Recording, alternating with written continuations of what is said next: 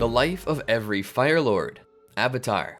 The Fire Lord is the supreme leader of the Fire Nation, wielding great power within both government and state. The Fire Lord resides in the Royal Palace, located in the Fire Nation capital, and is usually a powerful firebender. The title has been held by Izumi since 167 AG after her father Zuko abdicated the throne. Historically, the role and position of the Fire Lords has shifted in regards to their power and importance. The early Fire Lords were the Fire Nation's foremost spiritual and temporal authorities, but governed the country alongside the Fire Sages and noble clans. Later, Fire Lords became purely secular rulers with theoretically absolute powers, but were often influenced or even controlled by the mightiest clans. From the 3rd century BG onward, the Fire Lords gradually broke the nobles' influence. By 0 AG, they had become actual autocrats and had total control of the Fire Nation. Welcome to the Amagi. In today's video, we're going over the life of every known Fire Lord. Before we begin, we publish a new video every day, so be sure to subscribe to our channel and ring the bell to be notified about our latest videos. History. Now, before we jump into the lives of every known Fire Lord, let's cover a quick overview of the position itself. Prior to the formation of the Fire Nation, the disaggregated Fire Islands were united by the first Fire Lord, who ushered in a prolonged era of peace under religious rule with himself as head of the Fire Sages. The power of the early Fire Lords was limited, as they ruled alongside a council of Fire Sages, while many noble clans who descended from the old warlords were allowed autonomy as well as armed household troops. Eventually, the Fire Lords took state power for themselves and reduced the Fire Sages' influence on the government, turning the Fire Nation into a hereditary monarchy controlled by the Fire Nation royal family. Afterward, the positions of Great Sage and High Sage were established to replace the Fire Lord's original role as head of the Fire Sages. Despite the nominal empowerment of the Fire Lords and their theoretically absolute power, their position remained highly unstable due to the lasting might of the noble clans as well as infighting within the royal family. Under Fire Lord Yosor, the Fire Nation collapsed almost completely into separate states, until Avatar Seto restabilized the central government and strengthened the Fire Lord's position with political and economic reforms. During Fire Lord Gonryu's reign, the Fire Nation pursued isolationism in the aftermath of the Platinum Affair, with only the island city of Jonduri designated as a special territory, ruled by a Shang Zongdu. Gonryu enjoyed the revenue that Zongdu Chaisi brought him, but he sent people to spy on her as he did not want to see any Zongdu linger past their term. In the early 3rd century BG, the position of Fire Lord Zoryu was assailed by his half-brother Chaijin, resulting in a crisis known as the Camellia Peony War. This succession conflict exposed once again the clan's great influence as well as the weakness of the central government. Zoryu and his successors consequently worked to finally disempower the nobles and gradually transform the Fire Nation into a centralist autocracy. By the time of Fire Lord Sozin, the Fire Sages and nobles had been completely subjugated to the Fire Lord's rule. A threat to the Fire Lord's power emerged, however, when Sozin's sister Zaysan began to conspire against the throne by utilizing a group known as the Guiding Wind, which was opposed to nobility and wealth. She sought revolutionary social and political change, while also aiming to take power in the Fire Nation, though Sozin ultimately prevailed in his rivalry. As he could use the resources of the Fire Nation as he saw fit, Sozin greatly empowered his military and eventually started the 100-Year War in an attempt to unite the world under the Fire Lord's reign. During Fire Lord Azulon's rule, Prince Iroh was first in line to the throne. After Iroh's only son, Lu Ten, was killed during the siege of Ba Sing Se, Iroh abandoned the mission and returned home. Prince Ozai, the second-born son, called a meeting with Azulon during which he attempted to persuade his father to name him as heir and strip Iroh of his birthright. According to Azula, Azulon became furious at this suggestion and told Ozai that he would have to know the pain of losing a firstborn son as Iroh did by killing his own son Zuko. However, due to Ursa's interference, Ozai instead killed his father with a poison concocted by her, and was subsequently crowned Fire Lord, which was said to be Azulon's dying wish. As Fire Lord, Ozai carried on the established custom, upholding the Fire Lord's absolute rule over the nation and his ability to dictate military decisions. Near the 100-Year War's conclusion, however, Fire Lord Ozai broke with this tradition by establishing a personal position known as the Phoenix King, crowning himself the supreme ruler of the world. Having passed over his firstborn son, Prince Zuko, he granted the position of Fire Lord to his daughter, Princess Azula, entrusting her to lead the Fire Nation in his absence. However, upon the arrival of Sozin's comet, Zuko and Katara interrupted Azula's coronation, and Zuko declared his intention to be crowned Fire Lord, provoking Azula to challenge him to an Agni Kai for the throne that resulted in his victory. After Phoenix King Ozai's defeat at the hands of Avatar Aang and Zuko and Katara's victory over Azula, Zuko was crowned the new Fire Lord, becoming the youngest known individual to achieve this status. He vowed to begin an era of peace and love, in which he strove to restore the Fire Nation's honor and to rebuild a war-torn world. In an effort to accomplish his goals, he formed the Harmony Restoration Movement, along with the Avatar and Earth King Kui, in order to return the Fire Nation colonials in the Earth Kingdom back to the Fire Nation. Afterward, with the assistance of Avatar Aang, Fire Lord Zuko also founded Republic City. He remained the leader of the Fire Nation until 167 AG, when he abdicated in favor of his daughter. Gonryu. Now, Gonryu wasn't exactly the first Fire Lord, but he is the oldest Fire Lord that people have records of. Gonryu was the ruler of the Fire Nation during the early era of Yang Chen. At some point after the start of Gonryu's reign, a civil war broke out in the Earth Kingdom as General Nong attempted to usurp Earth King Fei Shan. As fighting dragged on, Gonryu's advisors informed him that Chief Oyaluk of the Water Tribes was likely to throw his weight behind Nong, and advised him to do the same. However, Avatar Yang Chen later learned that Oyaluk had been told by his own advisors that Gonryu was the one ready to support Nong. With neither Gonryu nor Oyaluk coming up with the idea, Yang Chen would later have her suspicions that the Order of the White Lotus had engineered the deal that the two leaders' representatives brokered with each other behind the curtains. Just like his ally in the Water Tribes, the Fire Lord sent a shipment of platinum ingots to the rebel general to aid his operations. However, the mission derailed when Fei Shan unexpectedly defeated Nong at Lamapaka's crossing, also capturing the platinum. The scandal surrounding the Fire Nation and the Water Tribe supporting Earth Kingdom rebels resulted in the Platinum Affair and a period of isolationism,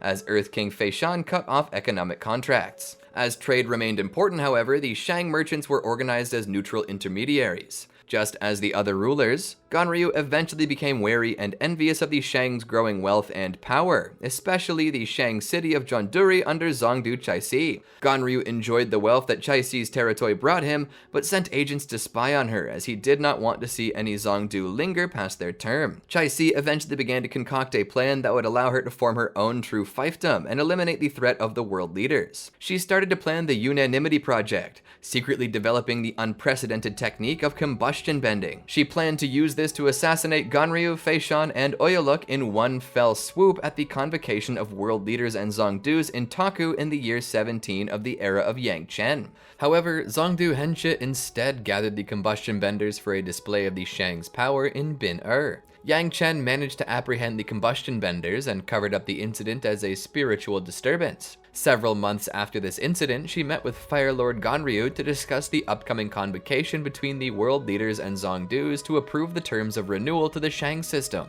In confidence, Gonryu told Yang Chen that his own advisors had informed him that Oyaluk had been proposing joint Water Tribe and Fire Nation intervention in the civil war in the Earth Kingdom. Yang Chen asked for his support in ending the Platinum Affair and restoring open relations between all nations, which would eliminate the need for the Shangs, the Zongdus, and the injustices that followed in their wake. However, Gonryu rejected her proposal. When Oyaluk later met with Yang Chen, he stated that Gonryu had done so as he was thinking about the situation realistically, just like the chief of the Water Tribes. Prior to the convocation, the combustion bender Thapa managed to escape the Northern Air Temple and link up with Chaisi, threatening the world's leaders' lives once more. Yang Chen tried to ask the White Lotus to keep Gonryu and the other leaders out of Taku. However, the order did not want to give them any warning that something was amiss, or Chaisi would suspect that they were onto her and withdraw the combustion bender, meaning they would miss out on an opportunity to find and take control of him. Yang Chen managed to foil the assassination plot and took out Thapa before Gonryu or Oyaluk entered Taku. When Yang Chen met with the Earth King prior to the end of the convocation, she requested that he endorse the Avatar as a single, neutral leader of all Shang cities before the other rulers at ratification. She had Fei Shan agree to this by threatening she would give the remaining combustion bender Yingsu to the other nations if the Earth Kingdom started a world war out of revenge for the other leaders supporting Nong. Despite this, the Avatar was bluffing, never intending to let another nation permanently exploit Yingsu. However, the meeting did lead to Yang Chen gaining the resources of every Shang city, with the Avatar intending to hold the reins of power so that she could let them go. Chaeryu. Gonryu's successor isn't recorded, so the next Fire Lord we learn about is Chaeryu. Chaeryu was the ruler of the Fire Nation preceding Fire Lord Zoryu. Although he was physically strong and his reign was marked by bountiful harvests, Chaeryu was also guided by his passions, easily influenced, and often acted impulsively. Besides his official wife Azulon, he had numerous mistresses, most importantly Huazhou. Him having 2 sons by women belonging to 2 noble clans eventually resulted in a succession conflict upon his death, called the Camellia Peony War. As a teenager, Chaeryu fell in love with Lady Huazhou of the Saowon clan, taking her as his mistress. They would often retreat from the pressures of the royal court, venturing to the countryside. Chaeryu greatly enjoyed these trips as they distracted him from the politics. However, he and Huazhou would often bicker due to the trips, as Chaeryu took little interest in preparing them and thought they would do fine without equipment. In contrast, his mistress believed it foolish to venture into the wilds without anything and often had to handle all the preparations on her own. Huazhou was not well received as a royal mistress, and Chaeryu became convinced that he could do better than her. During a royal garden party, he was introduced to Lady Azulon of the Kyoso clan and was immediately smitten with her. Although this proved a great opportunity to end his relationship with Huazhou, it turned into a great embarrassment for him when she revealed she was pregnant with his first child, Chaeryu. Chaeryu married Lady Azulon, who also fell pregnant with a son. Although she was considered a wonderful person by many, others believed her to be hopelessly naive. She convinced Chaeryu to name their son Zoryu, whose name used a character that was a traditional one to the Saowon clan. This caused great offense to the Saowon, though Azulon only believed that the name sounded nice. Azulon died giving birth to Zoryu. Chaeryu took several more mistresses, and Zoryu later suspected that he had many more illegitimate siblings. Unlike Huazhou, however, none of these mistresses had a high rank, and their children were not officially acknowledged as his. Chaeryu's sons were playmates to each other in their youth, but after he ascended to the throne, Chaeryu decided to exclude his illegitimate son from the royal family and the line of succession. Chaeryu was sent to live with the fire sages away from court, and Chaeryu forbade anyone to speak on the matter as long as he lived. Despite being considered an unintelligent boor by his family, Chaeryu was remembered for the plentiful harvests during his reign, which came to an end after his death. People began referring to him as Chaeryu of the Green Fields, and he was succeeded by his son Zoryu.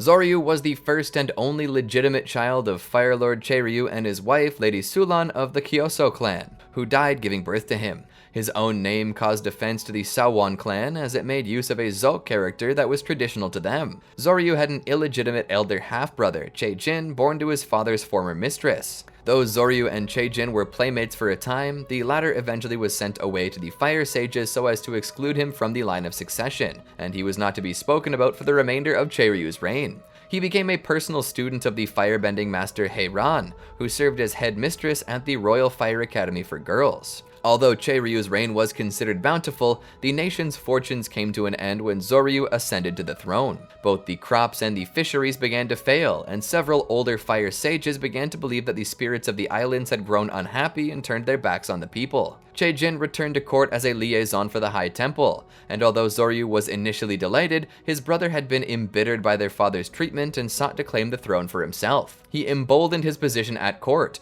while his mother Huazhou gained power and influence across the nation. While Yun was believed to be the Avatar, he managed to placate the tensions at court, and struck up a friendship with Zoryu, managing to teach him Paisho. In 295 BG, Zoryu invited Avatar Kyoshi to the Fire Nation capital to celebrate the Festival of Seto, and informed her that Heiran and Ragni had arrived from Agnaquela. During the palace garden party, Chaeryu was introduced to Avatar Kyoshi, who mistook him for Fire Lord Zoryu thanks to the strong resemblance he shared with the portrait of his late father, as well as his regal attire. The crowd was shocked at the Avatar's faux pas, and he introduced himself to her, explaining his place in the royal family. Zoryu arrived on the scene shortly after, and Chaeryu mirthfully explained the Avatar's confusion, adopting a highly informal tone as he spoke of the nation's lack of prosperity. Kyoshi resolved to address the nation's issues before attempting to dismiss Chaeryu, wishing to speak to the Fire Lord alone. Chaeryu refused, however, and Zoryu stared at the Avatar agape until Heiran ordered the group to come with her, wishing to prevent a diplomatic catastrophe.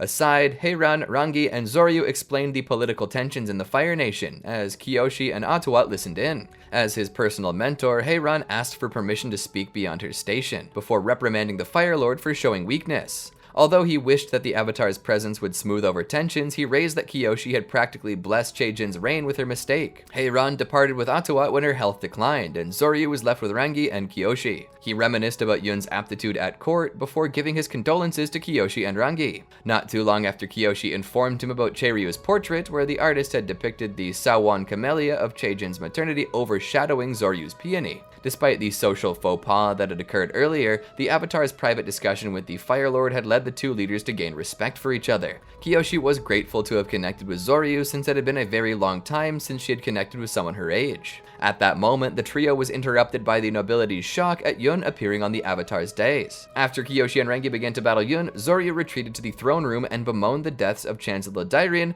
Liu Beifong, and two guardsmen. Kyoshi asked to speak to Chaejin privately, and the Fire Lord dismissed them both. The following morning, Zoryu approached Kyoshi and Rangi in the stables, apologizing for not taking command the prior evening, and for Chaejin speaking to Kyoshi instead of him. He also revealed Heiran, who unsheathed a knife and cut off her top knot in light of her dishonor, including letting her former pupil Zoryu dishonor their nation. The Fire Lord saw Kyoshi and Jinpa set off with Rangi, Heiran, and Atawat, heading to North Chungling to keep the former headmistress safe, and so Kyoshi could try to contact Kuruk and thus discover more about Yun and Father Glowworm. Kyoshi returned to the capital after having kidnapped Lady Huazhou, keeping her in a property outside First Lord's harbor. Zoryu was shocked that the Avatar had arrested the leader of the Sawan clan, but agreed to have Kyoshi bring Chaejin to the house, thereby intimidating the Sawan into confessing harboring Yun. Although the ploy failed, Zoryu procured a decoy of Yun, a debtor from Hana Wu who agreed to die so that his family might be saved from starvation. The false Yun confessed to being paid by Huazhou to humiliate Zoryu.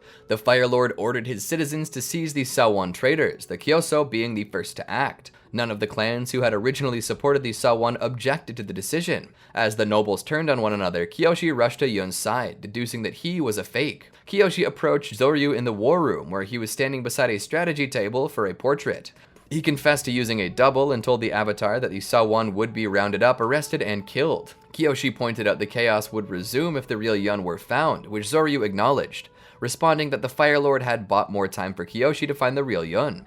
In response, Kyoshi demanded that the Sawan and false Yun should be spared if she found the real Yun, attempting to intimidate him into submission. Zoryu advised her to understand the extent of Yun's hatred, noting that as he was not blinded by the past as Kyoshi and Rangi were, he could know what needed to be done. Zoryu appointed Dairian's student Cao Li as the new chancellor and settled on naming the period of conflict as the Camellia Peony War. Zoryu considered executing all the Sawan in spite of what he had agreed with Kyoshi. At that moment, the first rains began to fall on the Fire Nation in a very long time, and the Fire Lord giggled at his good fortune. However, Lao Ge arrived, warning him from breaking his promise. Zoryu was outraged at Kyoshi having sent an assassin to threaten him, but Lao Ge informed him that Kyoshi knew her mistake was trying to dabble in politics with Zoryu. Lao Ge dropped 100 feet from the window ledge, telling Zoryu that Kyoshi was watching over him. When the Fire Lord responded that Kyoshi could not watch over him forever, the old man laughed to rival the thunder. The Fire Lord then looked to create a centralized government, taking any real power away from the clans and placing it behind the throne. Zoryu's generational plan ultimately succeeded, and the clans had been disempowered by the time of Sozin and his successors, with the last real conflict between the Fire Lord and clans occurring around 2.5 centuries after the Camellia Peony War. This left the Fire Lords as autocratic rulers with total control of the Fire Nation's resources. A park in Harbor City was named Zoryu Park in his honor. A building in the Haribulkan that served as a school, meeting hall, and auditorium was also named Zoryu Hall, Sozin's father. While Zoryu's successor isn't recorded, a few generations later we learn about Sozin's father. The father of Sozin and Zaysan ruled as Fire Lord over the Fire Nation until his death in 58 BG. Sozin's father ruled in an era of peace, while the Fire Nation experienced a period of industrialization and great prosperity. The Fire Lord could rely on a number of loyal advisors and ministers such as Zienda. Trade flourished, and the country's society was enamored with progressive thinking, spreading new ideas to other nations. Based on this material wealth and his country's size, Sozin's father believed the Fire Nation to be a supremely mighty nation. He imparted this thinking, according to which worldly power and a country's landmass corresponded to greatness, to his son. Sozin's father spent his reign mainly focused on internal matters, and was known to cooperate with the Fire Sages. His life was not without challenge, however, as Sozin became easily worried about his father's health by 66 BG. He died in 58 BG, passing the throne to Sozin. Sozin was the ruler of the Fire Nation from 58 BG until his death in 20 AG, and the instigator of the 100-Year War. Succeeded as Fire Lord by his son Azulon, he was the brother of Princess Zeisan and grandfather of Iroh and Ozai, and was the great-grandfather of Luten, Zuko, and Azula. Sozin was the son of the Fire Lord and his wife, and he had a younger sister named Zeisan, who showed no signs of firebending. He and his sister's teachers always pitted them against each other, with the two siblings fighting for as long as they could remember. The competitions were meant to drive Sozin to greater heights and to draw firebending abilities out of Zeisan, though his sister never proved to be a firebender, with their teachers thus focusing their attention entirely upon Sozin. During Sozin's early life, the Fire Nation experienced an era of industrialization and great prosperity, and trade flourished. While Zeisan sensed the corruption growing within their family, Sozin was influenced by his father's beliefs, according to which a nation's worldly power and landmass corresponded to greatness. In his youth, Prince Sozin was best friends with a young nobleman named Roku, and the two of them often celebrated their shared birthday together. As they were both firebenders, they regularly fought duels against one another for fun, and to test and strengthen their skills. Sozin also tried to get his best friend to confess his love for Min, but Roku never found the courage to do so. At their 16th birthday celebration in 66 BG, Roku was unexpectedly told by the Fire Sages that he was the Avatar, and the two friends were forced to separate as Roku went to learn mastery of the three other elements. Before leaving, Sozin came by to talk and was told by Roku that the sages told him to bring nothing, as the Avatar did not need any material goods.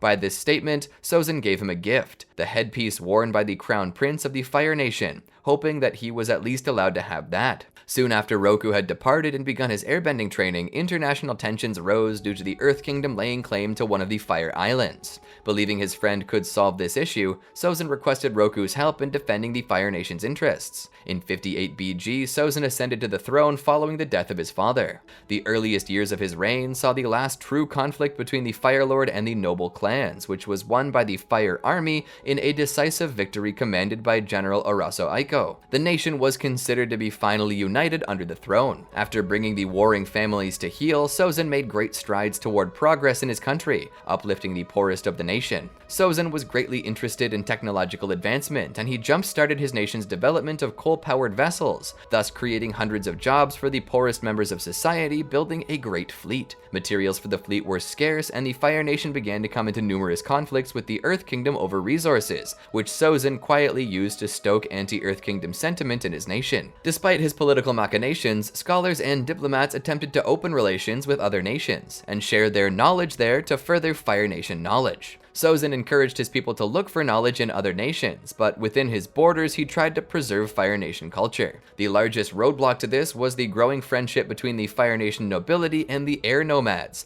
as many of the nation's nobility embraced air nomad teachings, culminating in the construction of the Fire and Air Center of Learning in the Fire Nation, which was supported by all 4 air temples. While the air nomads of the time embraced a responsibility to aid the other nations, a renegade order of air nomads known as the Guiding Wind was also active during this time period, opposing air nomad involvement with the nobility and wealthy elite. In protest against the Fire and Air Center of Learning, the Guiding Wind sabotaged construction on the site. In response, Sozin seized the site from the nobility and entrenched his military guard to protect the local population. He refused to remove his guard until the Guiding Wind left, but the order had no plans on leaving until construction ended completely. Seeking to destabilize her brother's reign, Princess Zeisan proposed a political marriage to Gonryu, the popular air nomad philosopher who led the Guiding Wind, and announced that she was renouncing her wealth and titles to live a life of austerity.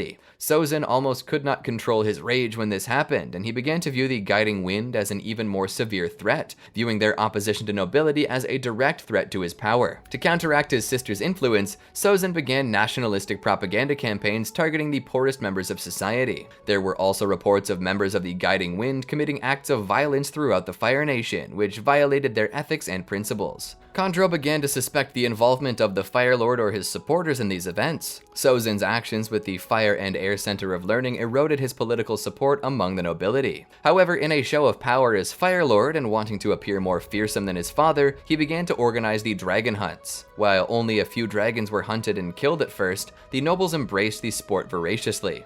As whoever slayed a dragon gained the honorary title of dragon, many nobles enjoyed the prestige that such a title granted them, as well as the ability to one-up their competitors, earning loyalty for Sozin among the noble class. The slaying of dragons led to spirits being attracted and strange hauntings of places, but Sozin quickly formed an elite task force to deal with these occurrences and keep them under wraps to the general population. When the water tribes noticed these spiritual disturbances and sent envoys to investigate the death sites, Sozin spun a propaganda campaign blaming the water tribe for any strange phenomena around these sites discovered by the public. Over time, Sozin began to develop his ambition to unite the four nations under his rule. His grandson Iroh attributed this quest for power to jealousy of the Avatar's immense strength, a feeling that only grew as Sozin immersed himself in the role of Fire Lord and put ever more importance in power and influence. In 54 BG, 12 years after his departure, Roku returned to the Fire Nation. Even though many years had passed, Sozin still considered Roku his best friend,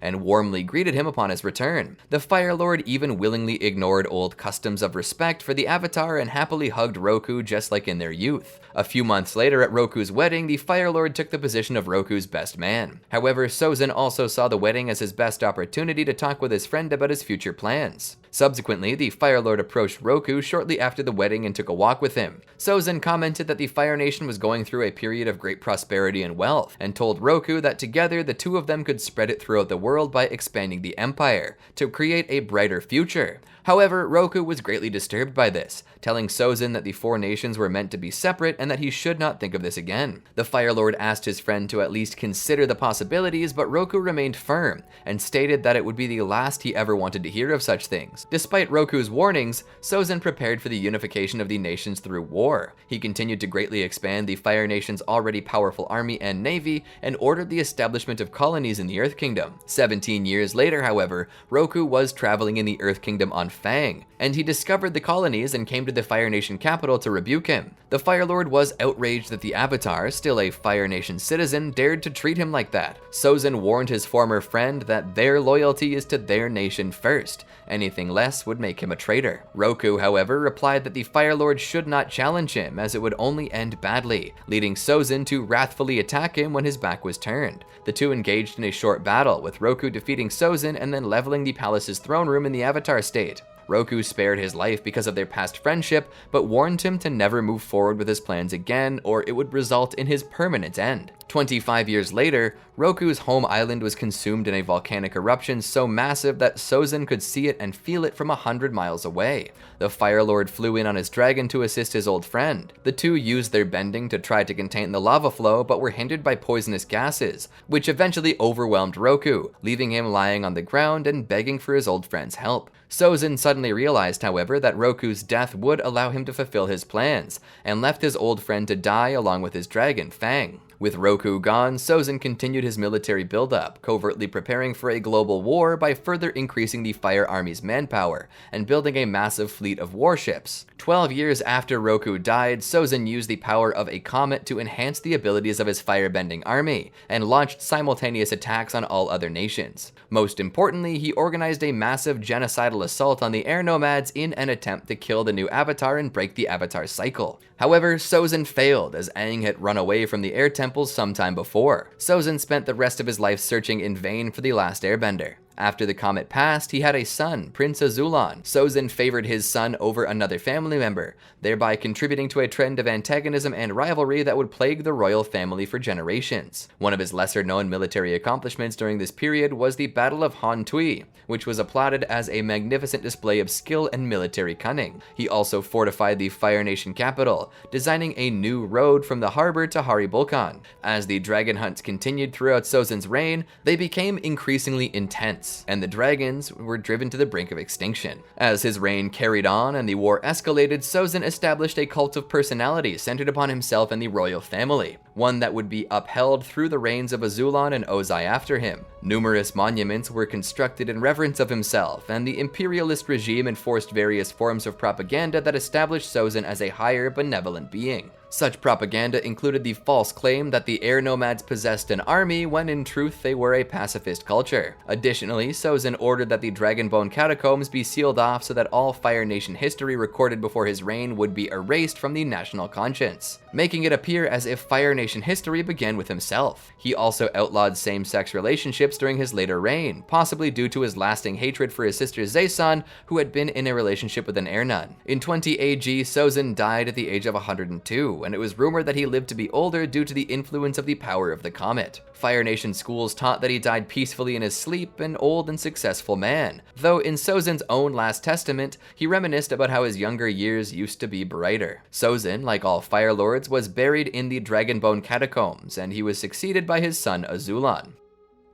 Azulon was the ruler of the Fire Nation for the majority of the 100-Year War, reigning as Fire Lord from 20 AG until his assassination in 95 AG. Born shortly after the beginning of the 100-Year War, Azulon was the firstborn of Fire Lord Sozin. A firebending prodigy, he received tutelage in the bending art under his father's supervision from a young age. In his time, Azulon was considered to be one of the best firebenders in the world, and no one would dare challenge him. He was favored by his father over any other family member, which contributed to Azulon's own views on family. Over time, he grew into a ruthless and frightening man who demanded perfection. Just like his father, Azulon attempted to find the missing avatar by sending out search parties, though these missions failed. He assumed the title of Fire Lord at age 20, following the death of his father, and continued to lead his country in the war. To secure the entrance to the Fire Nation capital, Azulon commissioned a massive defense structure at an early point of his reign, and dubbed it the Great Gates of Azulon. He continued most of Sozin's policies, ruling the Fire Nation autocratically and through fear. In general, he was regarded as a very capable leader by his subjects.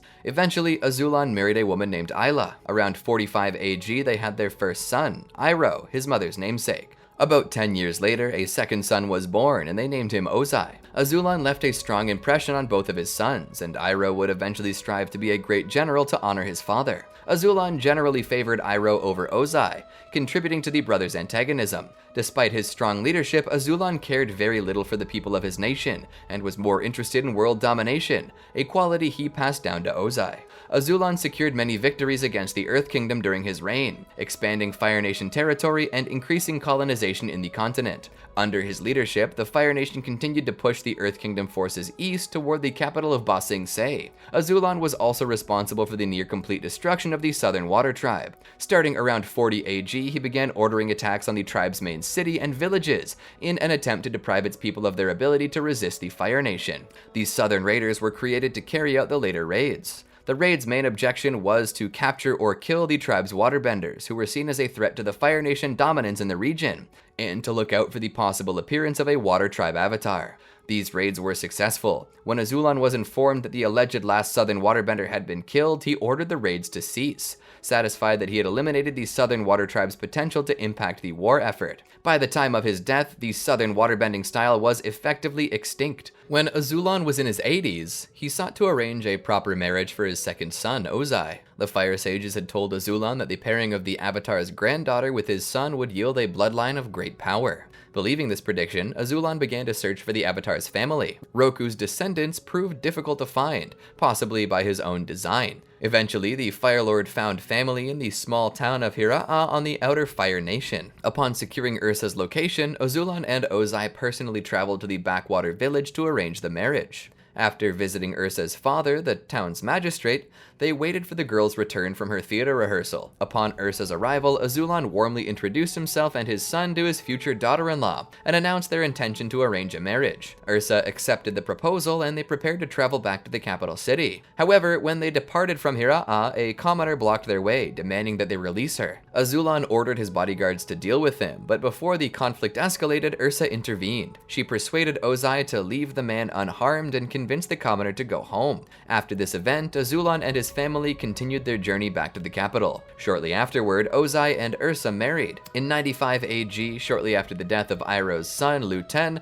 Ozai demanded that Iroh be passed over as heir, inciting his father's fury. Ozai declared Iroh was unworthy of the throne by allowing thoughts of his son's death to obstruct victory at Ba Sing Se. He claimed that the royal bloodline no longer continued through Iroh upon his son's death. Azulon was outraged at the suggestion to betray his firstborn son and Ozai's bold ambitions, ensuring he would punish his younger son. As such, he wanted to make Ozai feel the pain of losing a firstborn son by ordering him to take the life of Zuko. Ozai intended to carry out the orders and take Zuko's life, though his wife, Ursa, discovered the plan and plotted with Ozai to gain the throne while allowing Zuko to live. Ursa crafted an untraceable poison that Ozai slipped to his father. Azulon passed away that same night.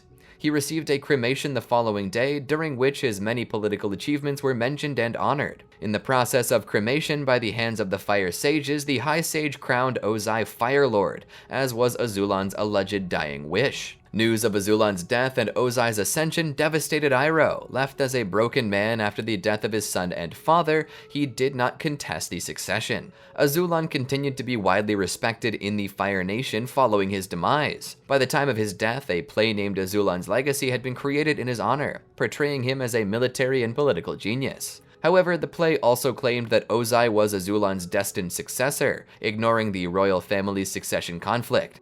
By 124 AG, the secret of Azulon's death by poisoning had become more widely known. Ozai. Ozai was the ruler of the Fire Nation during the final years of the 100-Year War, reigning as Fire Lord from 95 to 100 AG. Ozai was born around 55 AG to Fire Lord Azulon and his wife Ayla, and according to his older brother Iroh, he displayed a difficult temperament from the moment he could crawl. When Ozai was a baby, a portrait was painted of him while he was playing on a beach. As he grew up, he became increasingly stubborn, impatient, and ambitious. As a result, Ozai's relationship with Iroh was always rather strained, and the two were highly competitive, regularly fighting about the pettiest matters such as a game of Paisho. Regardless, many dismissed Ozai's aggression as simple temper tantrums by an emotional youth. His behavior and later views on family were influenced by the fact that Azulon favored Iroh over him. Ozai's ruthlessness and ambition helped him greatly in school, however, and this impressed his older brother, resulting in a short-lived rapprochement. When Iroh later realized that Ozai's temperament stemmed from a deep-seated lack of empathy and brutal ambition, he distanced himself from his younger brother once again. At some point, Ozai, like his father and grandfather before him, attempted to find and capture the Avatar by sending out search parties, but failed as they all did. Unlike his grandfather, his father, and brother, Ozai was never a general, and so he did not know any great military accomplishments aside from being leader of the Fire Nation later in his life. However, he did spend substantial time outside the palace and involved himself in various political schemes as well as martial arts training. Eventually, Ozai and his father sought to add Avatar Roku's lineage to the royal family, as the Fire Sages predicted that doing so would yield a more powerful bloodline. The two traveled to Hira'a and tracked down Ursa, the granddaughter of the past Avatar. After a short introduction by his father, Ozai proposed to Ursa and she agreed. However, when they prepared to travel back to the capital city, a commoner blocked their way, demanding that Ursa be released. Azulon ordered their bodyguards to deal with it, but after a short struggle, Ursa pleaded with Ozai to call off his soldiers' attack, securing the man's safety, and he let her talk to the man to get him to go home. After being called "my love" by his future wife, the prince complied. After the man was told off, the group continued their journey back to the capital. When Ozai was 30, he married Ursa, and during the following banquet, the prince told his wife about her new duties. Much to her shock, he explained that she had to sever all ties to her past life in accordance with the old traditions, including family and friends, in order to completely devote herself to her new duties and the royal family. Ozai happily kissed Ursa, saying that she now belonged to him. After their wedding, they had 2 children together, Zuko and Azula. However, when Zuko was born, his parents were not sure if he was a firebender, as he lacked that spark in his eyes. Considering what a shame it would be for a prince of the Fire Nation to have a non-bender as a firstborn, Ozai planned to cast his infant son from the palace.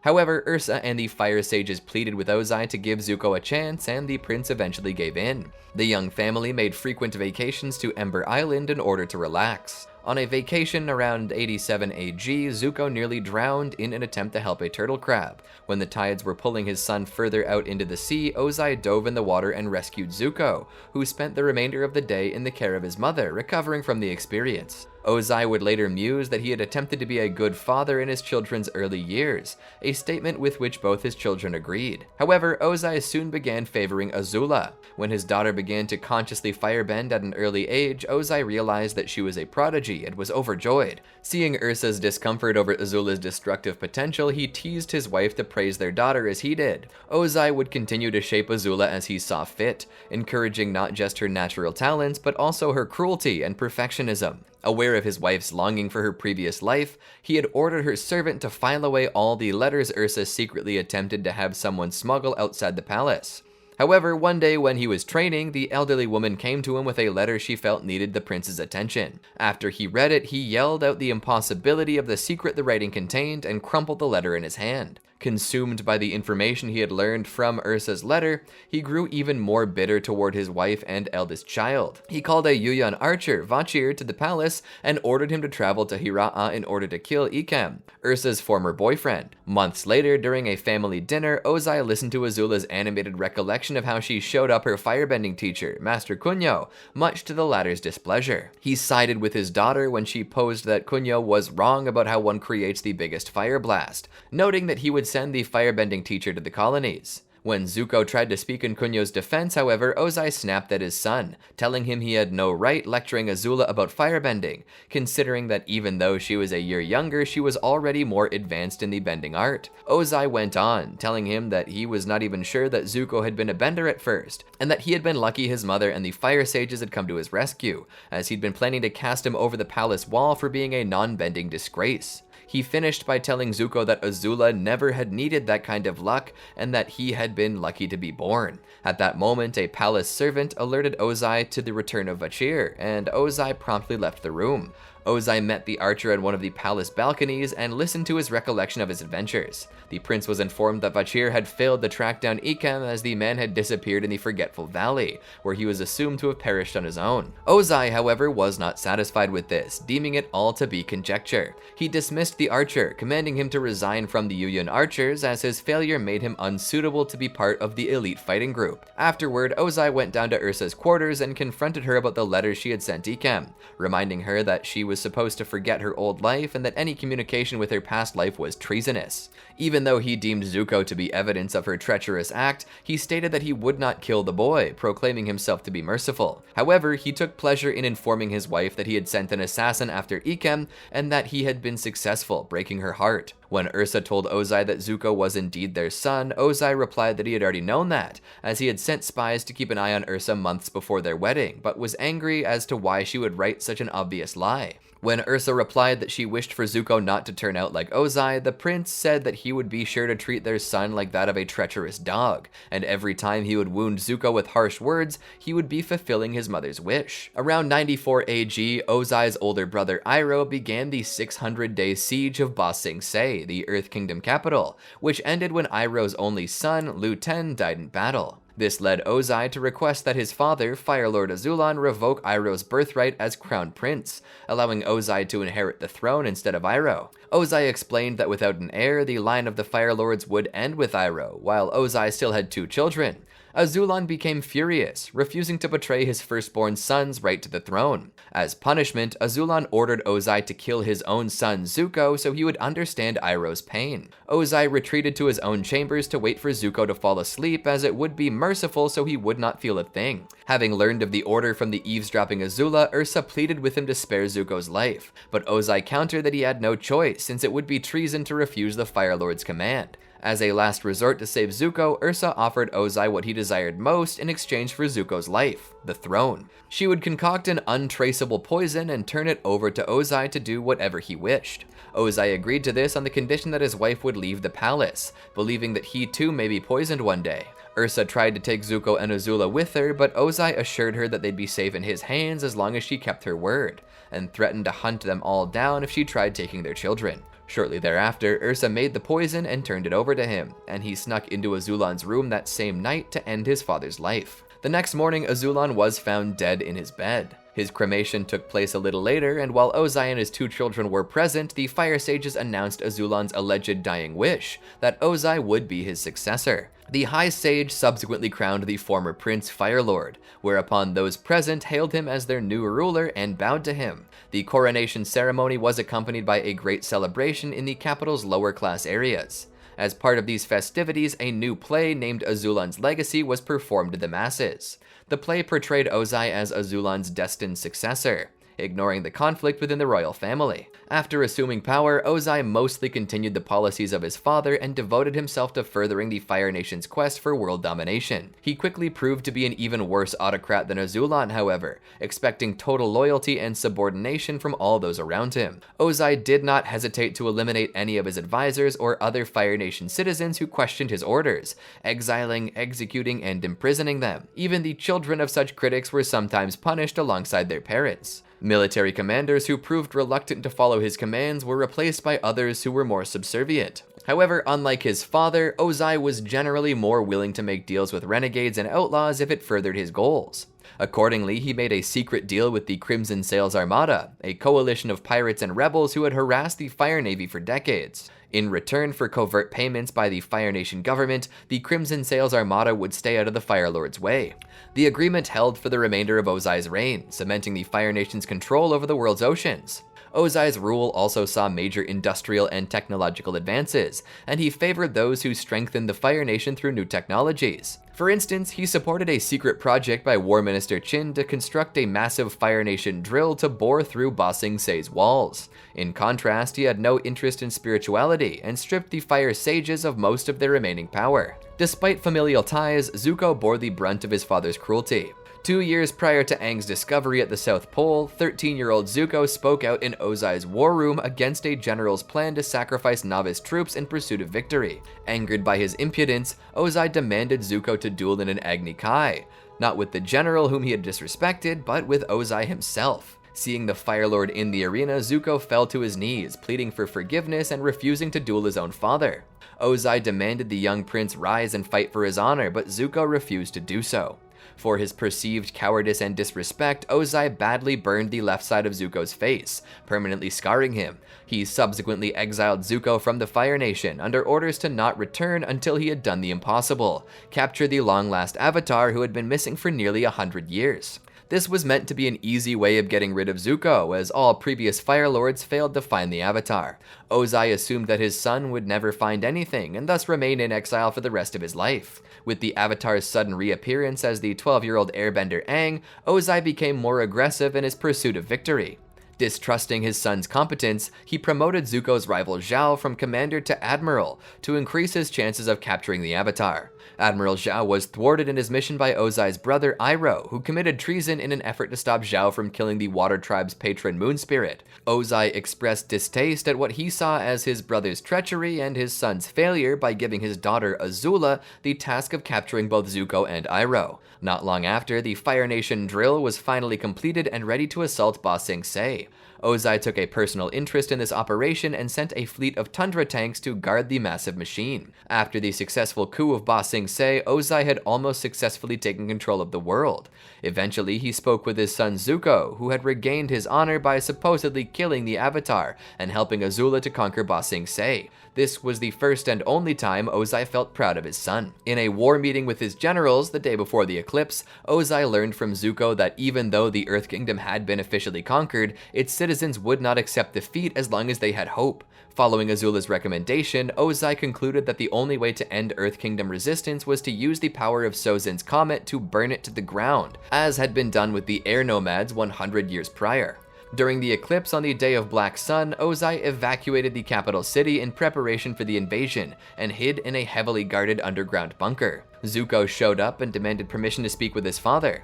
Ozai granted his request, amused that Zuko chose the eclipse to confront him. Zuko revealed that Azula shot down the Avatar and that she claimed he did it because the Avatar was in fact still alive. Ozai was infuriated and attempted to attack Zuko, but stopped when Zuko pulled out his dual Dao swords against his father's disabled firebending. Zuko told him he was done trying to earn his love, knowing that the very man who banished him and scarred him was not worthy of it. Ozai then said it was to teach him respect, but Zuko denied this, saying it was cruel and wrong. Having had to learn everything on his own, Zuko now realized that the Fire Nation was unfit to rule the world and needed to return to harmony with the other nations. Ozai laughed at this declaration, remarking that Iroh had gotten through to him. Zuko went on to say that he would free his uncle from jail and help the Avatar defeat Ozai, prompting him to declare Zuko a full-blown traitor. Zuko refused to fight Ozai because he knew that fighting the Fire Lord was the Avatar's destiny, not his. Ozai, however, distracted Zuko by offering to tell him what really happened to his mother. Ozai revealed to Zuko that his father, Fire Lord Azulon, had indeed commanded Ozai to kill him, and that he would have done it had Zuko's mother not found out and interfered. She had proposed a plan to have Ozai spare Zuko's life by giving the throne over to Ozai through Azulon's downfall. However, Ursa committed vicious, treasonous things that night and was not killed but banished as a result, making Zuko realize she may be still alive. Ozai decided that banishment was far too merciful a penalty for treason, and sensing the eclipse outside had ended, tried to kill Zuko with a powerful display of lightning generation. However, he was not aware that Iroh had taught Zuko his ability to redirect lightning, which Zuko used to send the bolt right back at Ozai, slamming him against the wall and leaving him to seethe in anger as Zuko fled the Fire Nation to join the Avatar. When Sozin's comet arrived, Ozai crowned himself Phoenix King, ruler of the world, and left Azula as his successor as Fire Lord. He later departed with his fleet of Fire Nation airships for the Earth Kingdom to carry out his plans.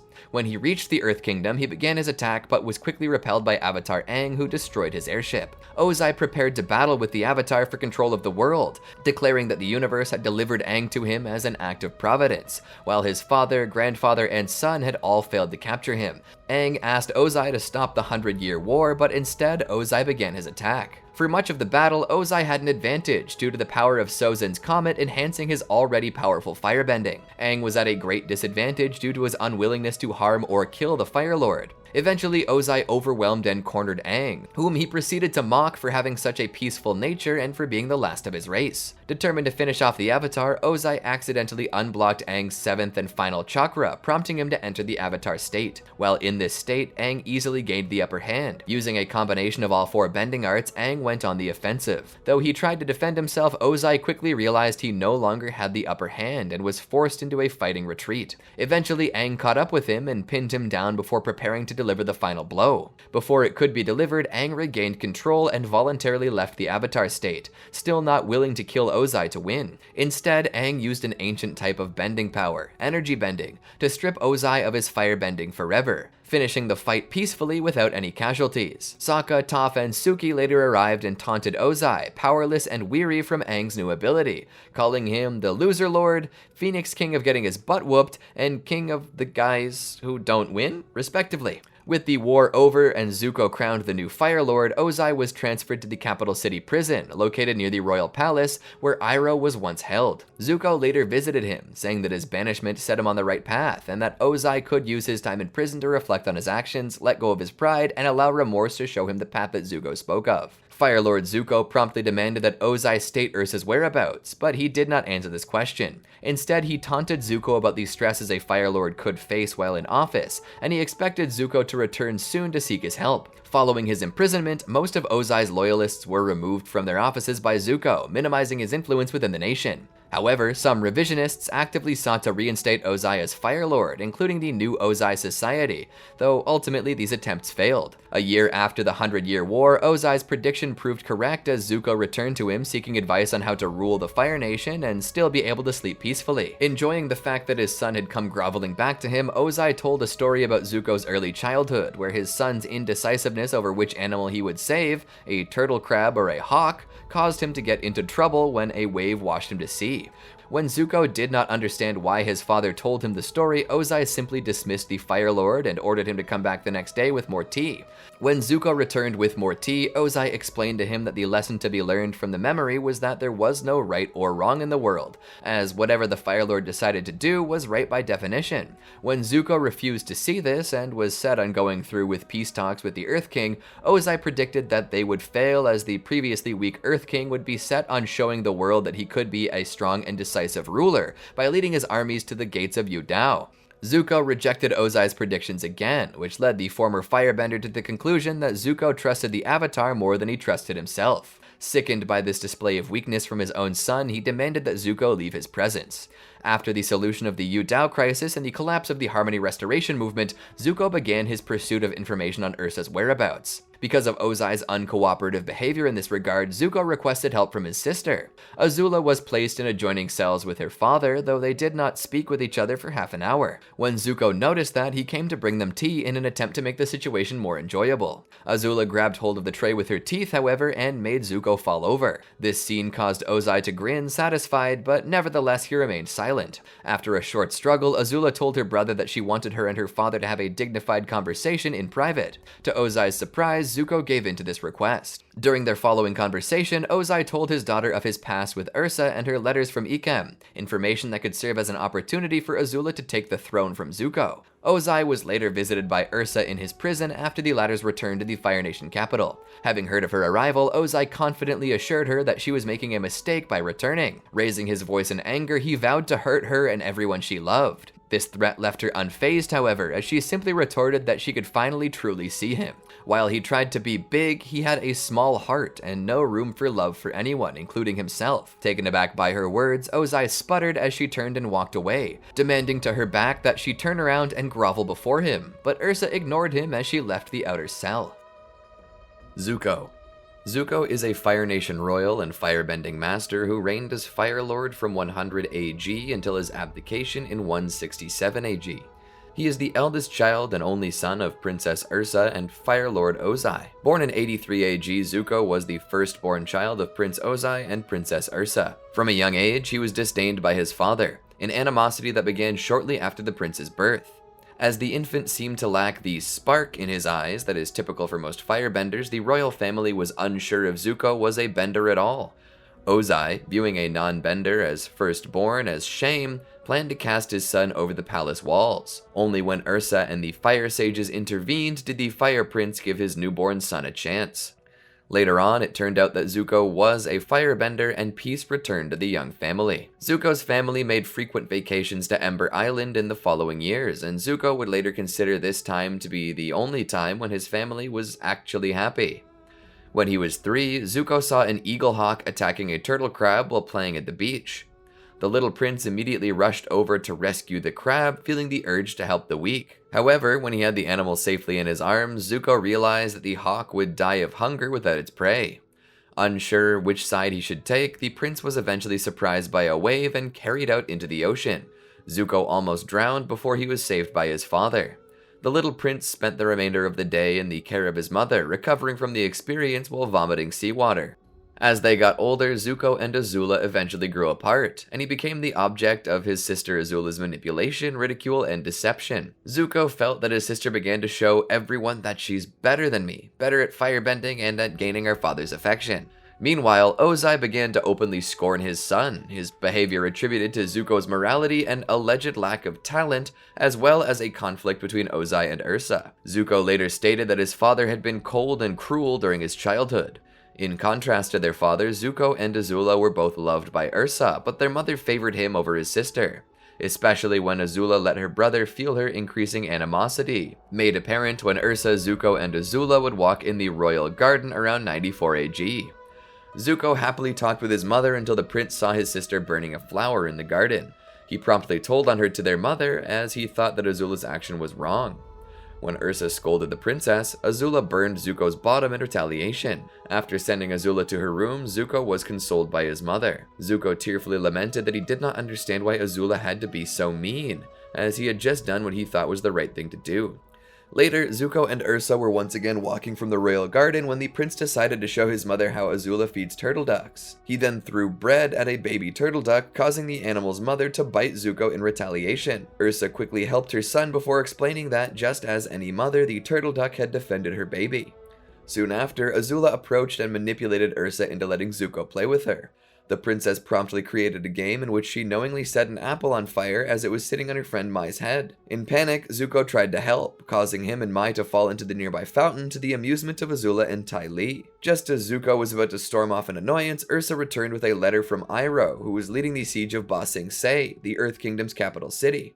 Ursa subsequently read the letter to Zuko and Azula. Much to the prince's delight, his uncle had sent him a unique dagger as a gift. Azula was much less pleased with her gift, causing her to muse about how it would be for Iroh to die in combat. Furious, Zuko asked his sister how she would like it if cousin Lu Ten wanted dad to die, but Azula remained unfazed. A few months later, Zuko and his family were eating together at the palace dining hall when Azula began to brag about opposing their firebending teacher Kunyo, calling his techniques the dumb way to firebend. After hearing this, Ozai agreed with Azula that the teacher seemed to be incapable, and said that he would send him to the colonies as punishment. When the princess expressed her satisfaction at his dismissal, Zuko objected, stating that Kunyo was not a dummy and merely believed that good firebending began with proper forms.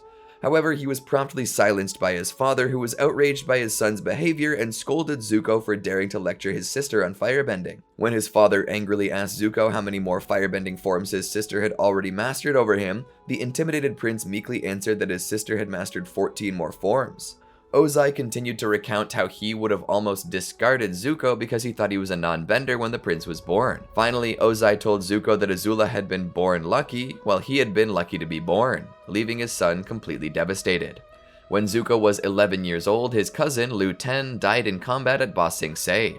General Iroh, devastated by the loss of his only child, abandoned his 600-day siege of the Earth Kingdom capital. During an audience with Fire Lord Azulon, Ozai showed off Azula's prodigious firebending skills and knowledge of military strategy, both exceeding Zuko's. Azulon, however, was unimpressed by these exercises, and he demanded Ursa and her children leave and that Ozai be frank about his reasons for wanting the audience.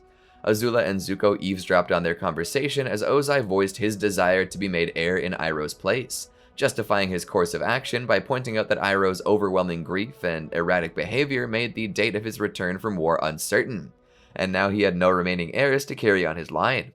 Azulon, however, was outraged and declared angrily that Iroh had suffered enough, but Ozai's suffering had just begun. Frightened, Zuko ran away while Azula stayed to watch. Later, he was in his room trying to sleep when Azula came in and mockingly told him that Azulon's punishment for Ozai is that Ozai must kill Zuko, as he wanted him to know what it felt like to lose a firstborn child. Ursa, hearing the commotion, came in and took Azula away, declaring that it was time that they talked. Zuko, left behind, chanted quietly to himself, "Azula always lies."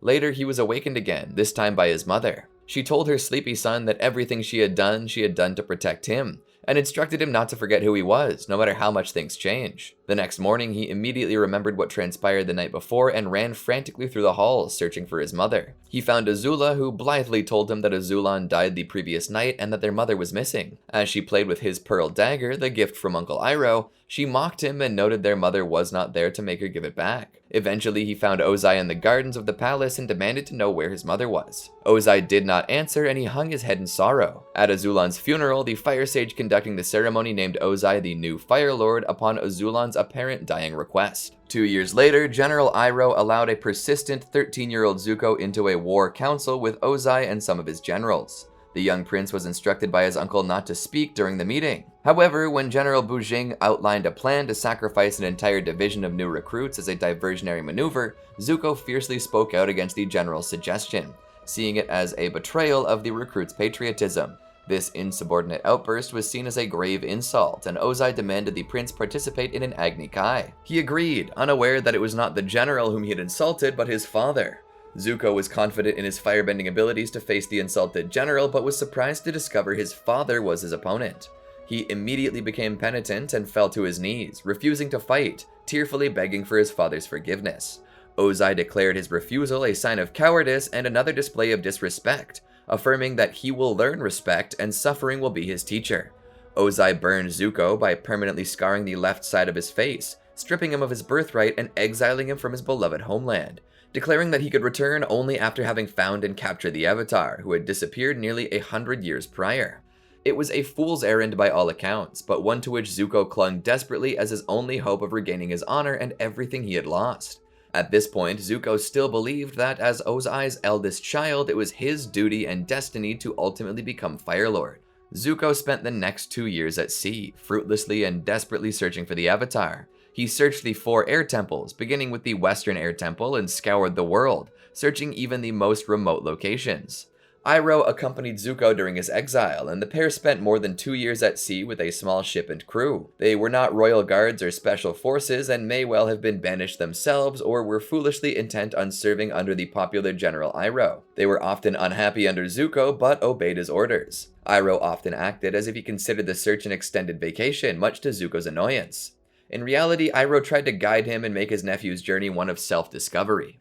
Everything would change, however, when Zuko actually discovered the Avatar in late 99 AG. 2.5 years after his banishment, Zuko's travels led him to the Southern Water Tribe at the South Pole. He witnessed a column of bright lights from his warship and eagerly told his skeptical uncle Iroh that that light must have signaled the Avatar's presence. He was in fact correct, as Aang had just been freed from the iceberg. The banished prince ordered the course be set for the source of light, determined to capture the Avatar. As the evening wore on, Iroh advised Zuko to rest and reminded him that his quest was futile, as the prince's father, grandfather, and great-grandfather had all attempted it and failed. Zuko tersely commented that they had not found the Avatar because their honor was not at stake as opposed to him.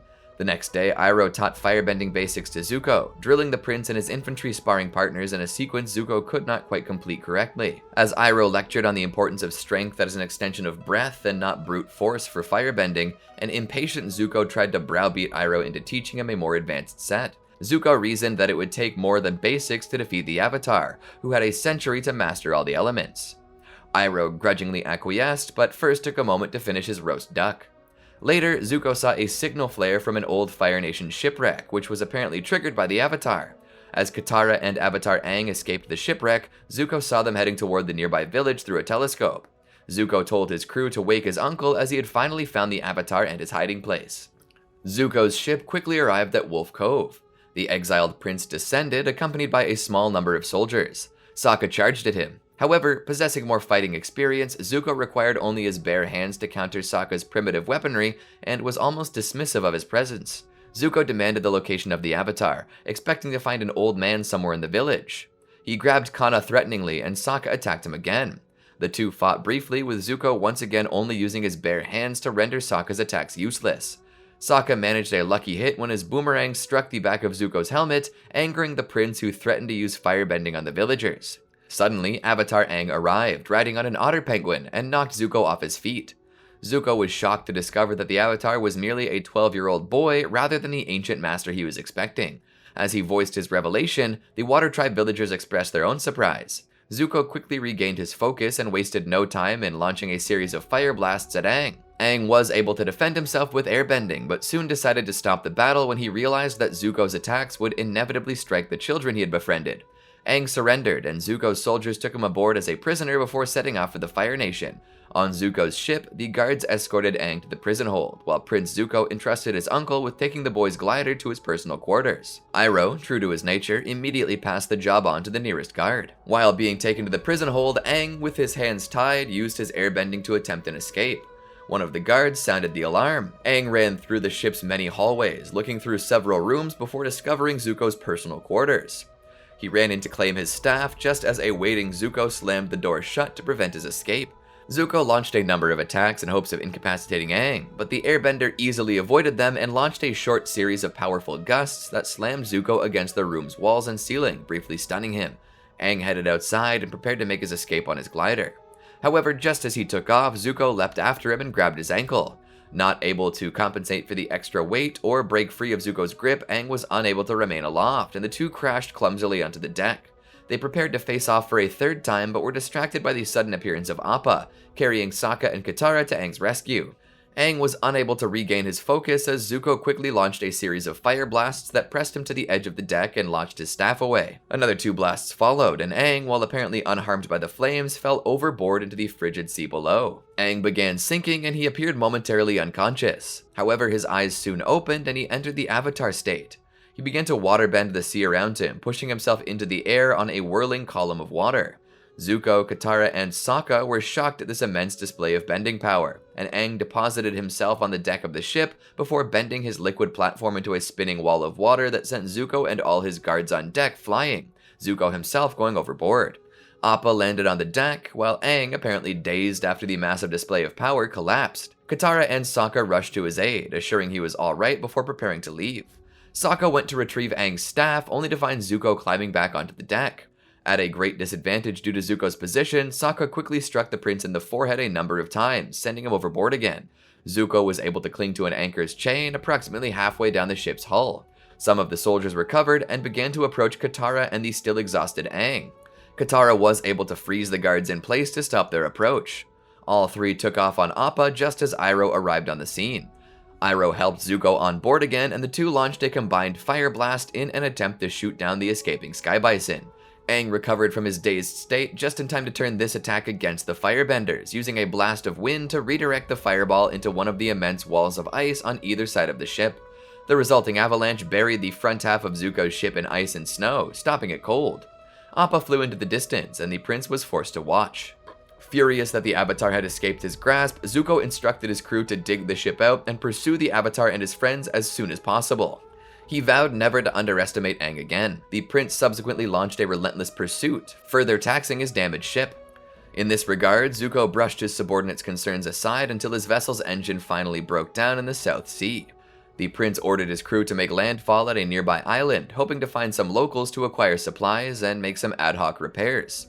Believing that he was strong enough to deal with any local threats, Zuko decided to venture into the land's interior alone, ordering Iroh and the remaining crew to stay behind to guard the ship. As he traveled, the prince soon discovered a lone man who claimed to be a traitor. Though suspicious, Zuko decided to go along with him to his camp.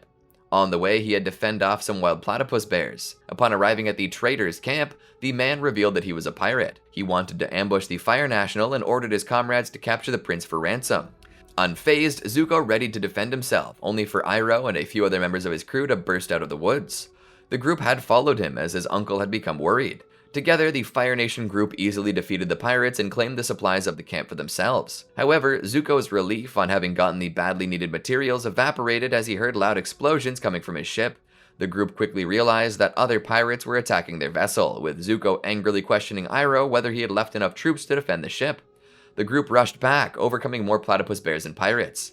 Finally, they fought the corsairs for control of their ship. After defeating the pirates, the crew was finally able to make some repairs so they could leave the island for the Earth Kingdom mainland. Before reaching the next Fire Nation military base, however, Zuko and his ship were again assaulted by pirates. After sinking the corsairs' sailing ship, Zuko and his men could finally continue their journey. Soon afterward, Zuko docked at Ketu Harbor, a Fire Nation-controlled naval base off the coast of the southwest Earth Kingdom, with his ship needing substantial repairs from his encounter with Aang.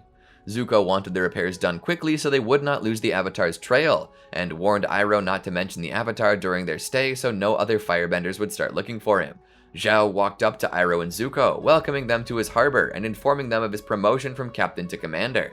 Seeing how damaged their ship was, Zhao inquired how it happened. Zuko claimed that his ship had struck an Earth Kingdom ship. Curious, Zhao invited the pair of them for a drink, of which Zuko attempted to get out, but Iroh spoke for both of them and accepted the invitation, with Zuko unwilling to join.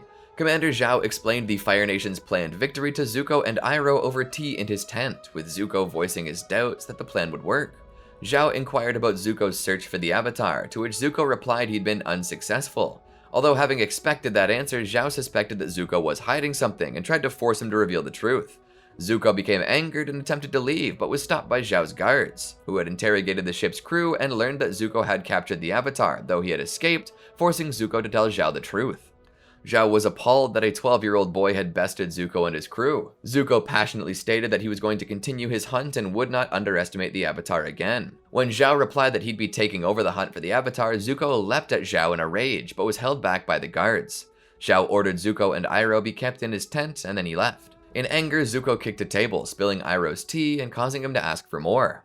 Zhao and his search party were almost ready to set sail on their search for the Avatar, and he would release Zuko and Iroh when his ship was out at sea. Zuko stated that he was going to capture the Avatar before Zhao, who laughed at the thought of Zuko defeating him, who had hundreds of warships under his command. Zhao then demeaned Zuko by telling him that his father would let him come home without the Avatar if the Fire Lord really loved him. Zhao stated that all Fire Lord Ozai saw in his son was a failure.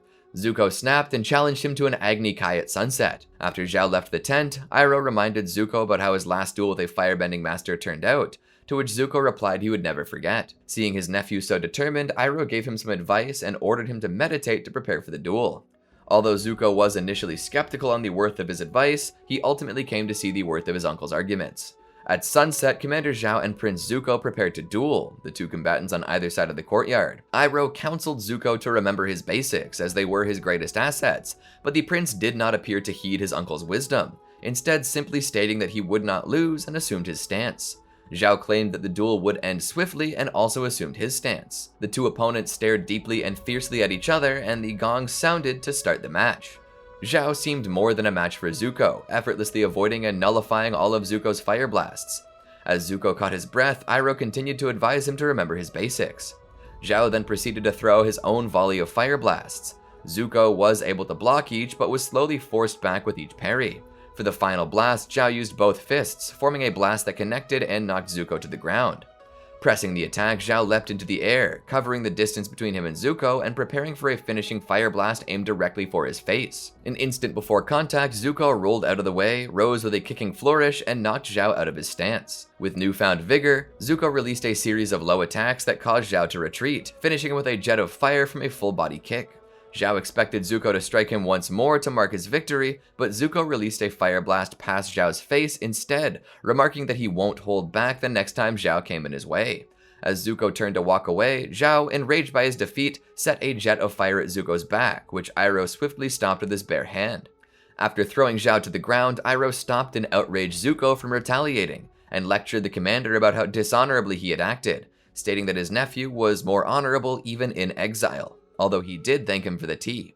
Leaving the arena, Zuko asked Iroh if he really meant what he said back there, to which Iroh responded, "Of course, I told you ginseng tea is my favorite."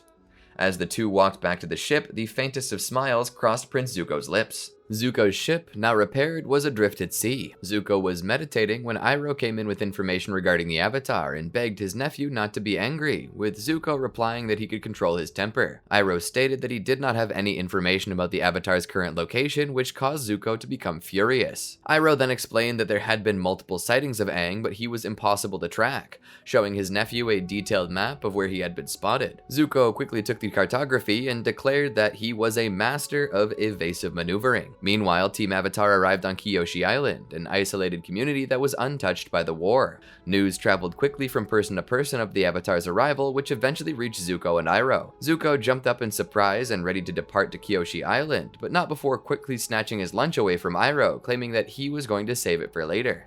As the ship came to land at Koi Bay, Zuko was warned by his uncle that the locals had remained neutral in the war, meaning that they could possess unknown defensive capabilities. Zuko brushed these warnings aside, claiming that the island's fishing villages could not possibly offer any meaningful resistance. He then began his raid, leading his troops on Komodo rhinos into the island's interior. Before they could reach the nearby village, however, his party was ambushed by a small number of Kyoshi warriors. Even though the Fire Nation forces fended off the attack, the locals successfully retreated. Angered at this unexpected attack and his foe's escape, Zuko urged his group to continue their march to the nearby village. Before long, the group entered the town as they searched for the Avatar, only to be again ambushed. The Kyoshi warriors made a good demonstration of their abilities and skills, taking out many firebenders although outnumbered. However, Zuko managed to best 3 Kyoshi warriors at once, including their leader, Suki, and once again Sokka, who was recently trained by Suki. After dispatching his opponent, Zuko yelled out for the Avatar. After Zuko saw Aang, they engaged in a short battle in which Aang defeated Zuko by slamming him into a house with an air blast. The Avatar escaped and left on his flying bison. As the town was set on fire, Zuko and his men prepared to pursue him again. The Avatar suddenly leapt down from the bison's back into Kyoshi's waters. A short time later, the Unagi, a giant water-spouting eel, burst out of the water with Aang clinging to its whiskers. With some struggle, he managed to gain footing on the giant eel's head and directed it toward the burning village. The Unagi then spewed a blast of water, extinguishing the fires. Aang leapt into the air and was caught by Appa, and they flew away along with Katara and Sokka. The downpour drenched Zuko and left his troops demoralized and humiliated, but Zuko would continue his pursuit. Sometime later, Zuko arrived on a Fire Nation prison rig in the aftermath of a breakout of its earthbending prisoners. He found a Water Tribe necklace among the wreckage and deduced that it belonged to Katara, the Water Tribe companion of the Avatar. Before continuing his journey, Zuko helped the prison rig's warden to restore some order and resume the rig's industrial production. Sometime later, when the Avatar was dealing with Heibai, a forest spirit tormenting Senlin village, Iroh was relaxing in a heated pool of water that he turned into his own personal jacuzzi from firebending. Zuko was becoming very impatient and demanded that his uncle get ready to leave right away. Iroh agreed, but upon seeing that he was not wearing anything, Zuko covered his eyes and decided to give his uncle a few more minutes to get ready. He gave a warning that if Iroh was not ready within a half hour, Zuko would leave without him, but Iroh, not heeding his nephew's warning, slumped back into the pool and fell asleep. Zuko came back later with 2 soldiers, only to find what one of the soldiers deduced was a landslide. Zuko then noticed that the rocks were moved uphill and realized that his uncle was captured by earthbenders. Zuko immediately pursued them, riding his Komodo rhino. The next morning, following his search, Zuko found a sandal left by Iroh, deducing that this was due to its horrible smell. While following the earthbender's trail, Zuko spotted the Avatar's bison. He turned to follow it, but hesitated and was faced with the choice to follow the Avatar or rescue his uncle, and chose the latter. Later, just as the Earth Kingdom soldiers were about to crush Iroh's hands as punishment for an escape attempt, Zuko arrived and kicked the rock that was about to be dropped on Iroh's hands. He then lifted his leg and with one swift movement broke the chains that were binding Iroh in half, to which Iroh complimented him. Zuko smiled and replied that Iroh had taught him well. Despite being outnumbered, they showed their opponents that they were clearly outmatched and defeated the Earthbenders with little difficulty. After the fight, Zuko asked Iroh to put on some clothes. At Senlin Village, just before daybreak of the winter solstice, Prince Zuko knocked on a villager's door. When the man came out, Zuko pushed him back and demanded to know where the Avatar went. Zuko found out that after the Avatar convinced Heibai to leave the village in peace, he and his friends were on their way to Avatar Roku's temple in the Fire Nation. After daybreak, Zuko began trailing Team Avatar, who was flying on Appa across the ocean. On Zuko's boat, Iroh scolded his nephew, reminding him that he was banished from the Fire Nation and that if he entered their waters he would be arrested. Zuko replied that since he was chasing the Avatar, his father would understand, to which his uncle stated that Ozai was not an understanding person. When Zuko managed to find Aang and his friends, he began firing his catapult toward them. Aang was able to help Appa barely dodge a shot. After missing him, Zuko ordered for the catapult to be reloaded when he saw a blockade of Fire Nation ships in the distance. Iroh told Zuko since he was still in the Earth Kingdom waters that if he turned around now he would not be arrested. However, Zuko refused to turn away and ordered the ship to continue. Unsurprisingly, the blockade was led by Commander Zhao, who ordered his ships to open fire on the Avatar. One of his men told Zhao that there was a Fire Nation ship out in the water. After Zhao saw it was Zuko's, he claimed it belonged to a traitor and reordered the attack on the Avatar, not caring if the shots hit his ship. As a horde of shots from dozens of ships were fired towards Appa, the Avatar managed to dodge most of the first barrage. One of the shots hit Zuko's ship in the back, causing the ship to smoke heavily. One of his men explained that the engines were damaged and they needed to stop for repairs, but Zuko would not hear it and told them to continue. When Aang made it through a barrage of attacks from the blockade, a frustrated Zhao knew he had to follow him, but did not know where he was going. He then saw Zuko's ship approaching, and instead of arresting him, Zhao allowed him to pass through the blockade untouched, so he could follow Zuko to the Avatar. Zuko was confused as to why Zhao let him pass, but Iroh explained that it was most likely because he wanted to use Zuko to find the Avatar. Hearing his uncle's theory, Zuko was at a loss as to what to do. Zuko came up with an idea. Since Zhao was following the smoke from his ship, Zuko would take a smaller vessel and sneak past Zhao under the smoke, while Zhao would continue following his ship. Thinking he evaded his pursuers, Zuko arrived on Crescent Island and secretly entered the Crescent Island Fire Temple. After tricking the fire sages into opening the door with their firebending, each of the 4 sages were grabbed by Shiu, Katara, Sokka, and Momo. Katara yelled to Aang to enter the chamber, but there was no answer from him. Zuko then appeared from behind a pillar, with Aang captured by him. Due to their surprise, Team Avatar and Shiu each in turn lost control over the sages, and they were now held down by them. Zuko told the sages to close the door immediately and started to force Aang away from it down the stairs. The Avatar wriggled free from his grasp, however, and kicked him down the stairs before racing through the door. The sages attempted to stop him, but he managed to get inside before the doors closed. A bright light then came from the room and died away. Outside the doors, Zuko inquired Shu why he helped Aang, to which the Fire Sage answered that it was once the Fire Sage's duty to help the Avatar and that it still was. That moment was interrupted by Zhao and a group of soldiers, with Zhao placing Zuko under arrest and claiming that he would simply wait for the Avatar to come out. As Aang's Avatar spirit activated, Zhao and his soldiers readied themselves to attack Aang the moment he stepped out of the room. Then, with another flash of light, the door opened and they knocked the figure behind the door. However, they soon noticed that it was not the young Avatar Aang, but the previous Avatar Roku who stood before them. He sent the fire back with great force and knocked the group back. As the heat of the fire melted the chains that held Katara and the others, Zuko took this opportunity to run back to his boat. Zuko managed to escape on his smaller ship, looking at the Avatar as he flew away. Zuko was busy sparring with Lieutenant G when Iroh had just diverted the ship to find port in order to replace a White Lotus tile for his Pai Sho game. Unwilling and venting with smoke through his nose, Zuko angrily allowed him to. Iroh calmly expressed that it was so good to have an understanding nephew as the smoke engulfed the bridge. When Zuko and Iroh arrived at port, Iroh could not find a replacement for his White Lotus tile from a single merchant in town, but he found numerous trinkets for music night on the ship in which 3 of their troops were carrying. Zuko was frustrated that the trip was a complete waste of time. While returning to the ship, he came across some pirates who had a waterbending scroll stolen from them by Katara. After discovering that they were pursuing Aang as well, Zuko joined forces with the pirates to hunt down Aang. Although the pirate captain believed that they would try to escape in the forest, Zuko correctly deduced that they would be near the river to practice waterbending. They found Katara alone, late at night practicing the water whip. Zuko captured the waterbender and tied her to a tree, attempting to interrogate her for information on the Avatar. He showed her that he had her mother's lost betrothal necklace in his possession, the last tie that she had to her mother in exchange. However, the pirates were only interested in the scroll, so Zuko threatened to destroy it if they did not find Aang. The next morning, Aang and Sokka were found and captured, and they discovered Katara bound to a tree surrounded by firebenders. As Zuko and the pirates were about to make the trade of Aang exchanged with the scroll, Sokka convinced the pirates not to sell Aang by revealing to them that he was the Avatar. Zuko saw Sokka's attempt and tried to persuade the pirates to ignore Sokka's claims, but they were easily overcome with greed and decided to capture the Avatar for themselves, which caused a fight to break out. While Zuko and the pirates fought, Aang, Katara, and Sokka escaped. Katara and Aang used waterbending to get the pirates' boat into the water, sail away, and escape. Iroh stopped Zuko and the pirates' captain, showing them that the boat was being stolen. Zuko laughed at their misfortune until he saw pirates who taunted him by mooning him except for the captain, stealing his smaller ship and starting to chase the Avatar. Both ships were lost after falling over a waterfall. Back on shore, Iroh discovered that his lost White Lotus tile was stuck in his sleeve the whole time. Frustrated and angry, Zuko grabbed the tile from Iroh's hand and threw it over the waterfall in anger, which struck one of the pirates on the head and bounced off. After this, Zuko was piloting his ship through what appeared to be a sunny, calm day when Iroh stated that he could feel a storm coming. He advised Zuko to sail away from the storm, but Zuko refused, stating wherever the Avatar went, they would follow.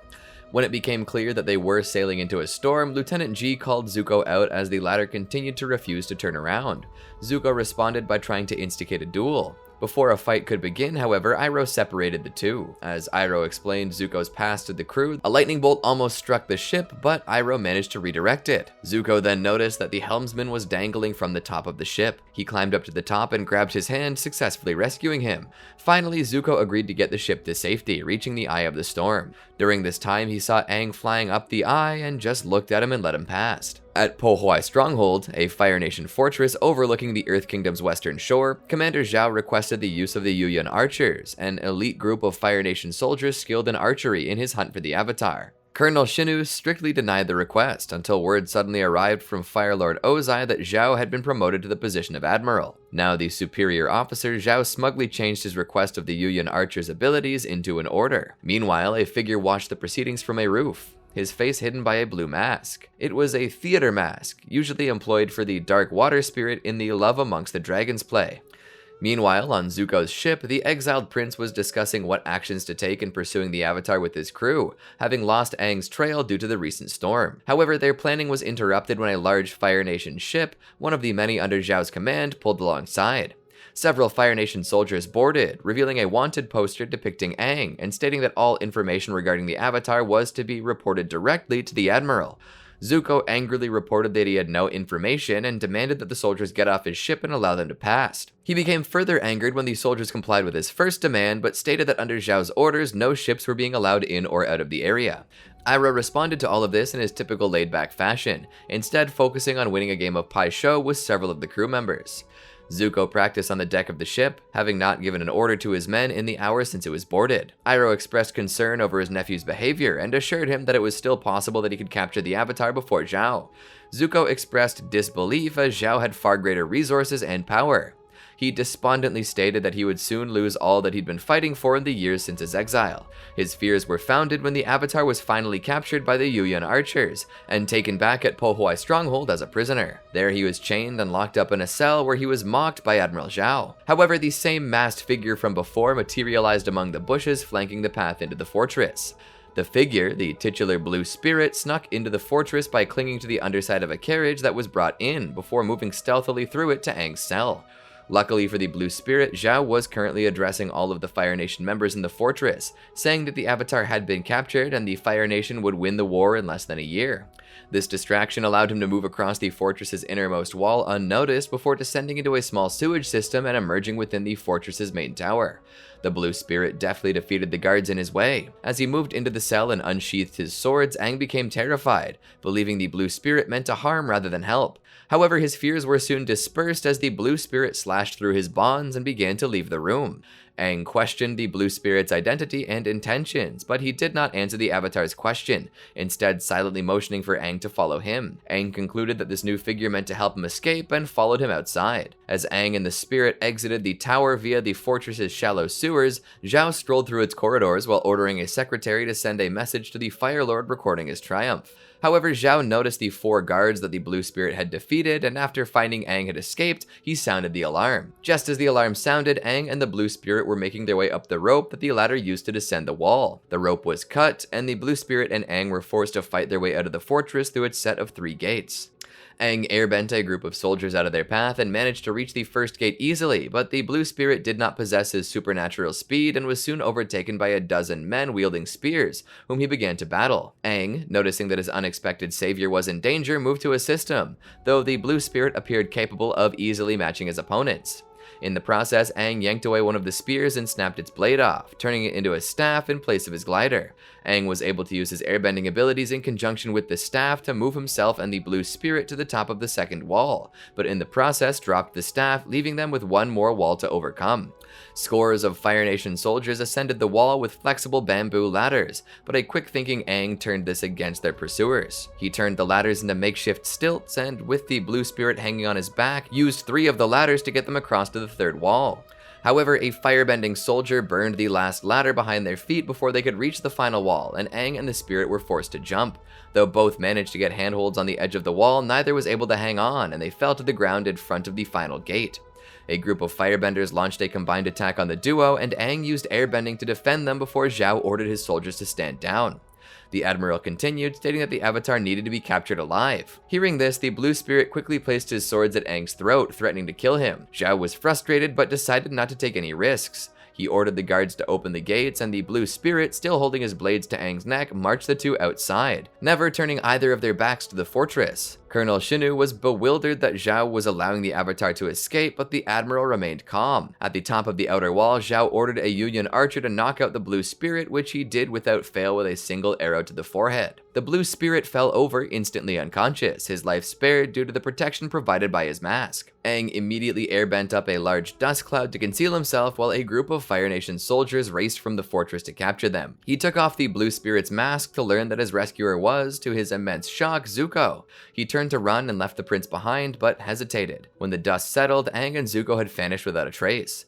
Zhao was immensely angered, and his mood was not helped when suddenly one of Aang's frogs from before appeared alongside him, croaked, and leapt off the wall. Later, Zuko regained consciousness to discover that morning had arrived, and he was with Aang in a wooded area. Aang spoke nostalgically of Kuzan, a Fire Nation boy he knew as one of his closest friends a century before.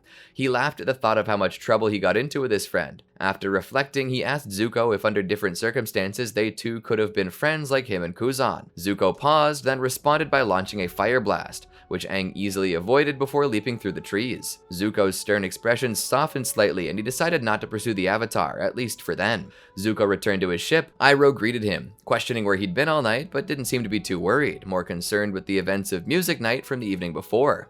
Zuko ignored these comments and ordered no disturbances while he tried to catch up on his sleep. After the events at Pohoi's stronghold, Zuko would continue to occasionally use the blue spirit persona. As his actions often appeared otherworldly to observers, many people concluded that he had to be a spirit or ghost, reinforcing the legend of the blue spirit. Though critics soon began to appear, claiming that the blue spirit was merely a myth, the Fire Nation military considered him a major threat and put a bounty on his head. Iroh, in his continuing mission to calm Zuko's aggressive nature, was sharing a cup of tea with his nephew, claiming it was good for his mental well-being. Just as Zuko was about to try a sip, there was a disturbance on deck, prompting Zuko and Iroh to go check it out. There they encountered the bounty hunter June and her Shirshu invading his ship, claiming to be in pursuit of a stowaway.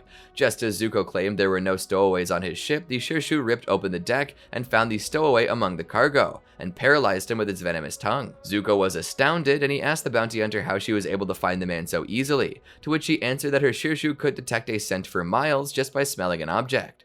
She then left the damaged ship with her prize, while Zuko and an attracted Iroh looked on. Zuko, sensing an opportunity to find the Avatar, had Iroh accompany him and tracked June down to a seedy tavern to enlist her help. He initially demanded that she help him to compensate for the damage to his ship, but she only agreed when Iroh offered to pay her in gold. Zuko, ignoring Iroh's flirtations with June and June's cracks about his girlfriend, showed her Katara's necklace to use to follow her scent, tracking Aang by proxy. They followed Katara's scent all the way through the ruins of Taku and Makapu village until they found Katara and Sokka. After paralyzing them, they realized that Aang was not with them. the Shirshu sought out Aang's scent from a map that he had once had, and they tracked him to the abbey. Zuko ended up in a one-on-one showdown with Aang, while June and the Shirshu fought Appa.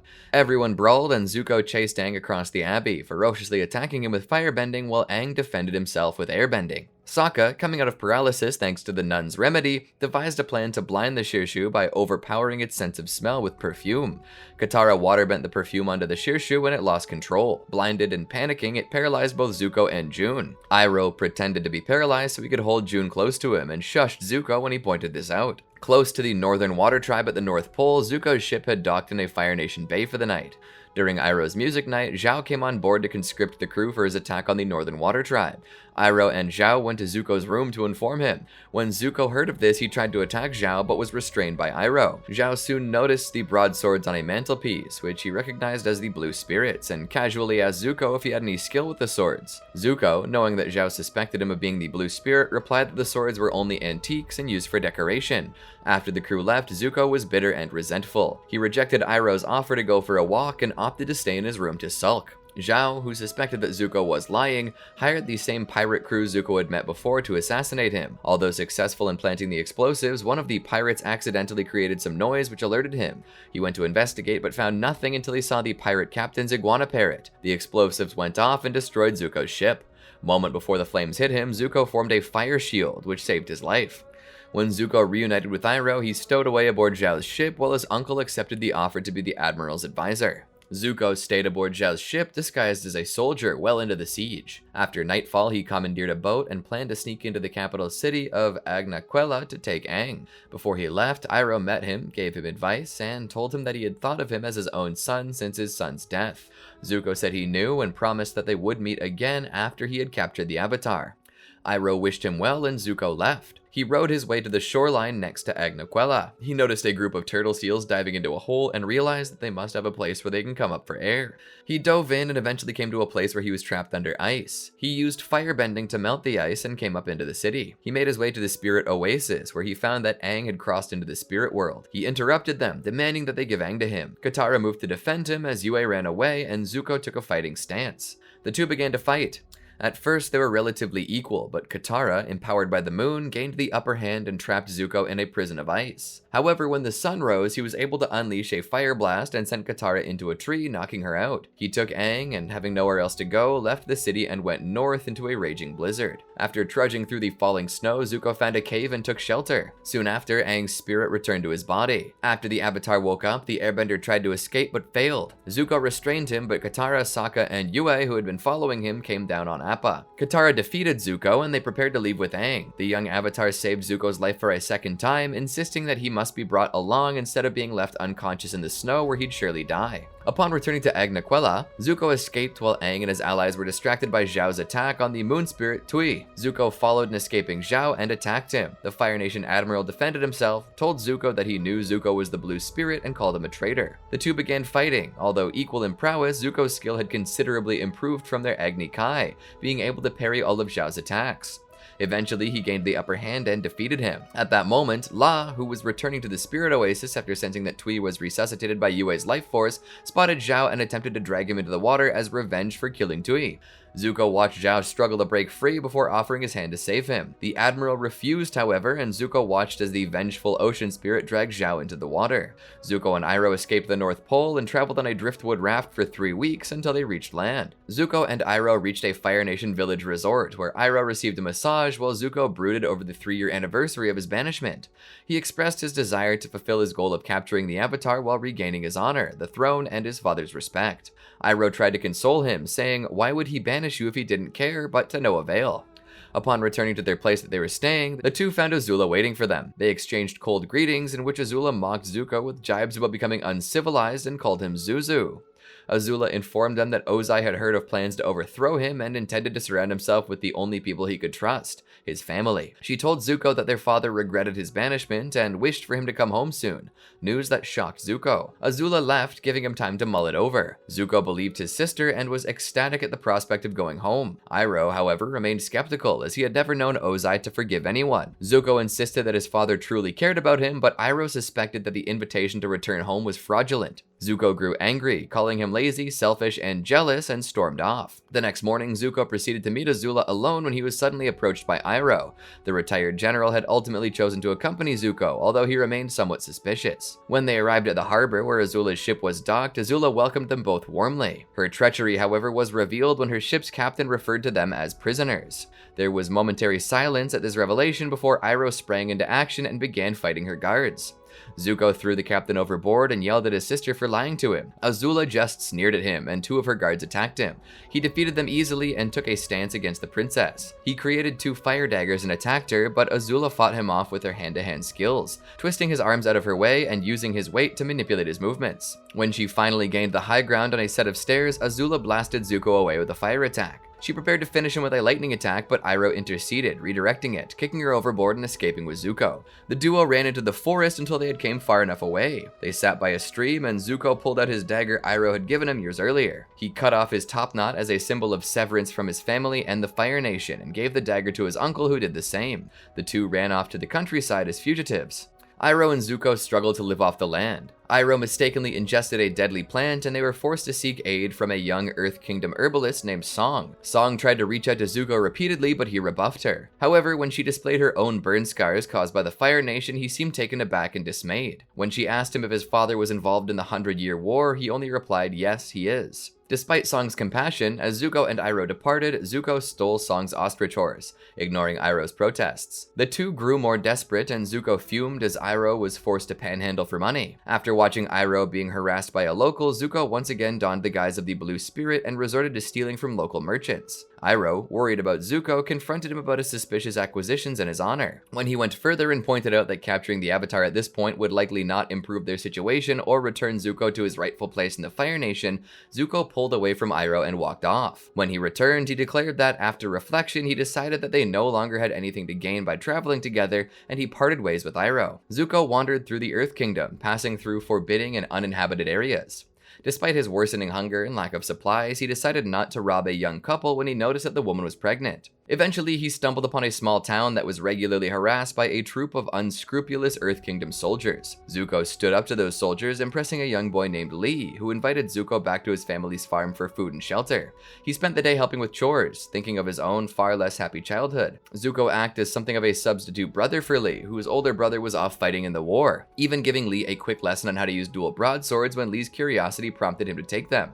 As Zuko was preparing to leave, the Earth Kingdom soldiers rode to the house and gave the news that Lee's older brother's battalion had been captured. Lee's father decided to join the army to try to get his son back. Lee asked Zuko to stay and take care of them, but Zuko declined. Before leaving, Zuko gave Lee the dagger that he'd received from Iroh as a boy. After Zuko left town, Lee's mother came to him, telling him how the soldiers had come back after her husband left to harass the family and took Lee away when he threatened them with the dagger. Having no one else to turn to, she asked Zuko to save him. Zuko denounced the soldiers as common bullies and defeated most of them easily, but the ringleader was an earthbender, and Zuko was unable to beat him using only his broadswords. After recalling his mother's last words to him before her disappearance, to never forget who you are, Zuko firebent to save himself and announced his identity proudly to the town. He retrieved his dagger from the beaten ringleader and tried to give the knife to Lee, but Lee declined and claimed his hatred for Zuko due to his former alliance with the Fire Nation. Despite what he had done for them, the townspeople rejected Zuko because of his identity, and he departed alone with his dagger. Zuko followed the progression of a tank train belonging to Azula, who was in turn relentlessly hunting and harrying Aang and company. He eventually came across Azula in a deserted town where she and Aang were about to face off. He assumed a fighting stance and warned his sister to leave Aang's capture to him. Not willing to budge, she prepared to battle herself. The 3 stood off, each one waiting for the other to make the first attack. Eventually, Azula fired at Zuko, knocking him over. When she proceeded to attack Aang, a 3-way battle ensued. Azula dominated the fight by launching many powerful attacks and keeping Aang and Zuko on the defensive. Zuko traded several fire attacks with her and pursued her into a building where she finally landed a knockout blow on Zuko. After several minutes, Iroh, who had been following Zuko and watching over his nephew from afar, shook Zuko out of unconsciousness. The 2 of them joined Aang and friends who had joined him earlier. All 6 cornered Azula, who feigned surrender only to attack and badly wound Iroh in a moment of distraction. Zuko, Aang, Katara, and Toph each launched an elemental attack, but Azula disappeared, utilizing a clever firebending move. Zuko ran to his wounded uncle, grief-stricken. When Aang and his companions approached, he angrily demanded that they leave. Katara offered to help, but Zuko launched a fire blast at them. They ran away, leaving Zuko to tend to his uncle's injuries. Zuko took Iroh to a small shack on the outskirts of the town to tend to his wound. He bandaged it and prepared tea. When Iroh woke up, Zuko explained what had happened and offered him the tea, which Iroh did not like, but gracefully accepted. Aware that he would eventually encounter Azula again, Zuko appealed to his uncle for instruction in more advanced firebending. He anticipated an argument, predicting that his uncle would say that he should try to get along with Azula. He was surprised, however, when Iroh agreed and told him Azula was crazy and needed to go down. They began to resume Zuko's training. Iroh began teaching him about the nature of lightning. He explained that lightning required calm and peace of mind, and that it was not fueled by rage or emotion. The two of them went to the cliffside, where Iroh explained the process more fully and demonstrated lightning generation. Zuko eagerly proclaimed that he was ready to try it. When he did attempt it, however, he only created an explosion that knocked him back. He persisted, but each attempt to produce lightning just exploded in his face. When he got frustrated, Iroh explained that Zuko's emotional turmoil was preventing him from feeling the calm needed to produce lightning. He told Zuko that he'd be unable to produce lightning until he got over the shame that he felt. Instead of lightning generation, Iroh offered to teach Zuko a firebending technique he himself had invented. He began the lesson by giving a lecture about each of the 4 nations. He told Zuko that he had to draw his knowledge and power from more than one source, and that looking to other cultures and the other elements could help him become whole. When Zuko compared this to the Avatar, Iroh told him that incorporating ideas from all 4 nations could empower him, like the Avatar. He told Zuko that the technique he was about to teach him was one he learned by studying the waterbenders, lightning redirection. He taught Zuko the smooth, flowing movements of waterbending, entailing absorbing and redirecting energy, necessary for the technique. Eventually, Zuko mastered it. When Iroh praised him, Zuko eagerly asked to try it out with real lightning. Iroh was shocked and refused, even going to the extent of calling him insane. He declared that lightning was too dangerous and that if Zuko was lucky, he would never have to use this technique. Zuko, seeing a thunderstorm in the distance, told his uncle that he would find his own lightning. He climbed up a mountain in the middle of the storm, intent on accomplishing the task. He raged at the storm and the world in general when no lightning came close enough until finally, exhausted and emotionally spent, he broke down bitterly in tears. Zuko and Iroh traveled to a desert oasis where Iroh made contact with a secret society of which he was a member, the Order of the White Lotus. Zuko and Iroh found that the Fire Nation had placed a large bounty on their heads when Shin Fu and Master Yu tried to claim their bounties. However, the White Lotus aided them in dodging bounty hunters and garnered documentation so that Iroh and Zuko could pass into the Earth Kingdom's capital city, Ba Sing Se. While traveling there, they encountered Jet, also headed toward Ba Sing Se for a new life. Jet befriended Zuko before noticing Iroh employing subtle firebending to heat his tea. Furious, Jet became determined to expose them. Zuko and Iroh settled in Ba Sing Se, although Zuko remained highly displeased, having no desire to make a life in the prison that was the city. They both took jobs in a tea house as servers, and Iroh soon took it upon himself to greatly improve the quality of the local tea, which gave him a degree of fame. Meanwhile, Jet made various surreptitious attempts to prove that Zuko and Iroh were firebenders, albeit unsuccessfully. His frustration boiling over, Jet finally walked into the tea shop and challenged them to a fight, hoping to force one of them to firebend in self-defense. Instead, brandishing dual swords, Zuko took up Jet's challenge, and the two began an extended, even battle until the Dai Li arrived on scene. Various witnesses stated that Jet's attack on the tea shop employees was completely unprovoked, leading to Jet's arrest. Zuko remained reluctant to adapt to living in Ba Sing Se, perhaps best typified by his awkward date with Jin, a young girl who was a regular customer of the tea house where he worked and who had developed a crush on Zuko. Toward the end of their date, she lightly kissed him, a gesture he reciprocated before pulling away, claiming it's complicated and leaving the scene. Upon arriving back at his apartment, Iroh inquired about his date. Zuko went straight to his room without answering, but after a few seconds he cracked open the door and quietly remarked that it was nice. Zuko learned that Aang was in the city after seeing a flyer that Aang and company had made during their search for the missing Appa. Zuko decided to hunt for Appa and use him as bait for Aang. In his blue spirit disguise, he forced a Dai Li agent to disclose Appa's whereabouts. He infiltrated the Dai Li's secret base underneath Lake Lao Gai and found Appa in his cell, but was confronted by Iroh.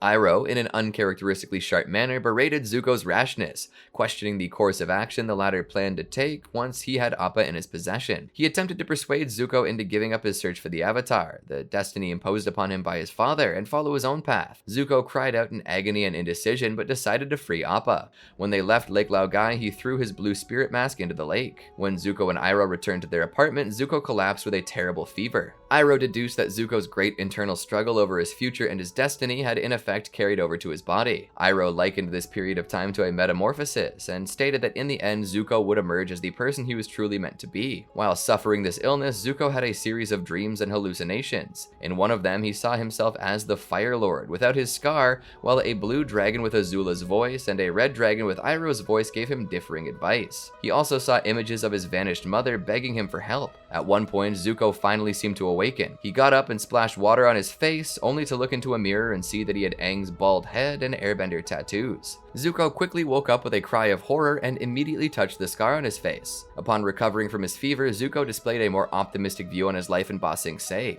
He was enthusiastic at the opening of Iroh's new tea shop and at the invitation for the two of them to come to the Earth King's palace to serve him tea. The invitation, however, was a trap set by Azula, who had agreed with the Dai Li to perform a coup to overthrow the Earth King. Iroh managed to flee to safety, encouraging Zuko to follow him. Zuko, however, chose to confront Azula. He challenged Azula to an Agni Kai, but Azula laughed off this challenge and had the Dai Li arrest him and imprison him in a cave with Katara. There, Katara berated Zuko, who sat silently and absorbed the abuse until Katara mentioned how the Fire Nation had taken her mother away from her, something with which Zuko could sympathize and relate. This was a bonding point for the two, where Katara apologized, explaining that Zuko's face had long been the face of the enemy in her mind, causing Zuko to acknowledge his scar and how it marked him. Katara offered an attempt to heal his scar and prepared to do so when Iroh and Aang arrived on the scene to rescue them. Despite having seemingly changed for the better, Zuko still held a great deal of anger toward Aang. Within moments, the two old adversaries nearly came to blows until Iroh restrained Zuko and encouraged Aang and Katara to leave and find their friends.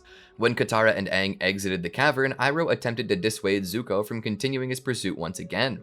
Azula arrived, accompanied by two Dai Li agents who incapacitated Iroh in crystal. Azula sought his assistance in capturing the Avatar, claiming that joining forces with her would earn Zuko his honor and his father's praise.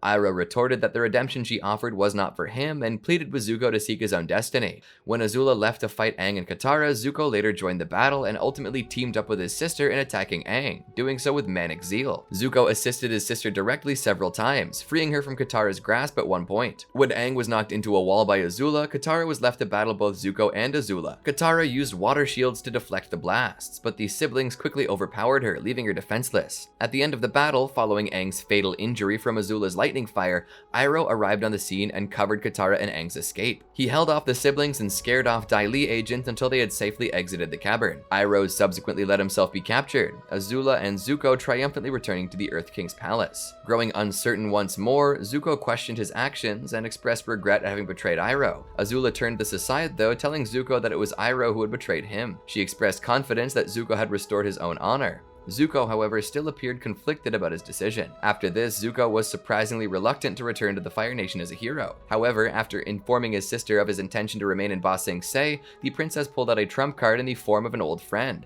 Mai, who had shared a mutual crush with Zuko as a child. After foiling Azula's dinner date setup, Zuko accompanied the governor's daughter on a stroll throughout the city, where after an incident involving Jin, Octofish, and a fountain, the two ended up kissing and reminiscing. The following day, as he saw Mai off during the boardings, Zuko severely contemplated returning home, watched on by Azula. The princess turned her attention to Iroh being led aboard a Fire Nation ship in chains and wondered aloud if he would even survive the trip. As she bid her brother farewell, Zuko suddenly made the resolve to come with them back to the Fire Nation. Azula slyly told her brother to do whatever he wanted, as it is his decision. Several weeks later, as the ships approached Fire Nation waters, Zuko expressed his fear at how much everything had changed, and how much he himself had changed.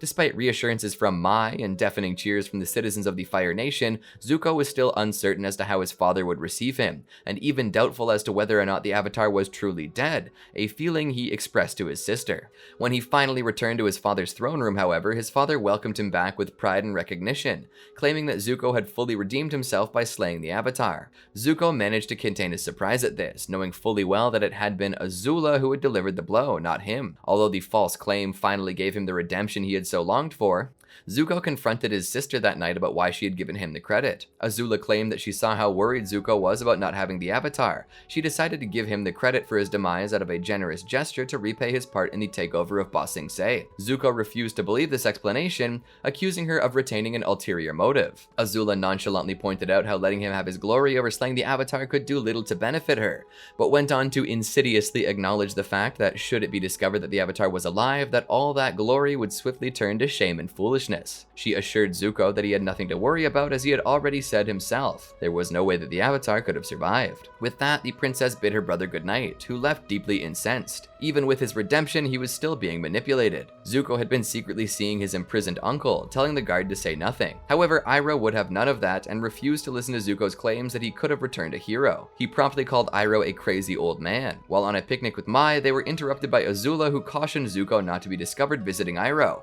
as it would be seen as if he were conspiring with him. After delivering a box of chicken to his uncle, Zuko said to him that he had everything he had ever wanted, but was tortured knowing that the Avatar was still alive. Iroh refused to advise his nephew. Zuko later met with a person who had a tattoo of a third eye, who he instructed to kill the Avatar. Zuko, Azula, Mai, and Ty Lee went on vacation to Ember Island at Lo and Lee's beach house, due to the fact that Fire Lord Ozai was holding a restricted meeting with his confidants. At the beach, Zuko made several unsuccessful attempts to impress Mai with pretty shells and ice cream. The former failed to appeal to her, and the latter fell on Mai's leg in an unlucky fashion Zuko was famous for. Later, the group was invited to a party at Chan's house. During the party, after fetching Mai some food, Zuko found someone talking to Mai. He lost his temper and threw him into a large pot across the room. Disgusted, Mai angrily told Zuko that his temper was out of control. He took his anger out on her, saying that she did not feel anything and was a big blah. Hurt and confused by this accusation, Mai told Zuko that their relationship was over. Chan returned and ejected Zuko from the party. Zuko headed off and went to his family's abandoned vacation house, where he reminisced about his memories of himself as a child with Ursa, Ozai, and Iroh. He spotted a stone imprinted with his own baby handprint,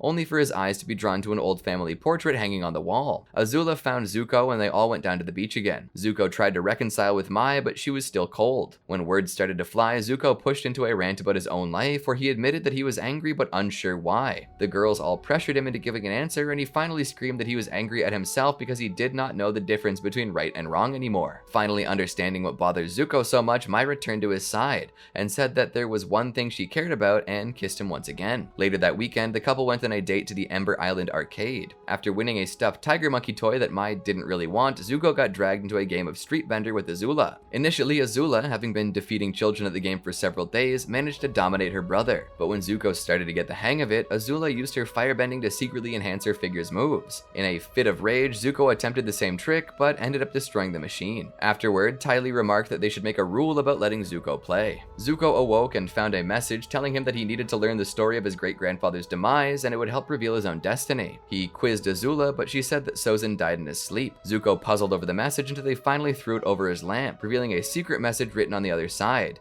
telling him that the Fire Sages kept the secret history in the Dragonbone Catacombs. He found the place by secretly following one of the Fire Sages. After entering, he discovered the final testament of Fire Lord Sozin. Zuko read up on the past friendship of Avatar Roku and Fire Lord Sozin. In the end, Sozin said he kept searching for the new Avatar. Zuko confronted Iroh in prison, outraged and accusing Iroh of sending him messages telling him that the scroll told him little more than what he already knew. Zuko said he learned nothing more of Sozin's death. Iroh calmly stated that he was referring to his mother's grandfather, Avatar Roku. Zuko fell to his knees, more confused than ever. Iroh told Zuko good and evil were always fighting inside Zuko, for it was his nature. Iroh said that the bright side was that Zuko alone could restore honor to the Fire Nation and bring about peace. Iroh then handed Zuko a lost royal artifact meant to be worn by the Crown Prince that was worn by both of his great-grandfathers, and told him he could either restore balance to the world or destroy it. Zuko eventually recovered from the initial shock of his family revelation, and in the following weeks was thoroughly enjoying life as an honored prince. He had servants attending to his every need, and the population adored him, and he had romantic evenings with Mai. A few days before the Day of Black Sun, he visited Mai's house, which is right across from the royal palace. The two were happier than ever, as Mai was now much more open with her emotions. When Zuko asked if Mai could have anything she wanted in the world at that moment, what would it be, he discovered her love for fruit tarts, and with his servants he was able to answer such desires. Suddenly, Mai mentioned that Azula got invited to a war meeting with their father, and apparently Zuko did not get invited. He talked to Azula, who assured him that he was not told about the war meeting because he was already expected to be there. However, the fact that he, the Crown Prince, was not informed about it as opposed to the princess insulted him, so he refused to go. When he sulked about it, Mai suggested he order some servants around or enjoy a fruit tart, but Zuko was not in the mood. However, the next morning, Zuko went to the war meeting as Ozai refused to start without him, setting his mind at ease. During the meeting, it was revealed that despite the fall of Ba Sing Se, there were still ongoing rebellions that prevented a total victory in the Earth Kingdom. Since he had traveled through the nation during his exile, Ozai asked Zuko's opinion on the matter. The prince stated that the people of the Earth Kingdom were proud and strong, and that they could endure anything as long as they had hope, which led to Ozai agreeing with Azula's decision to burn the Earth Kingdom to the ground.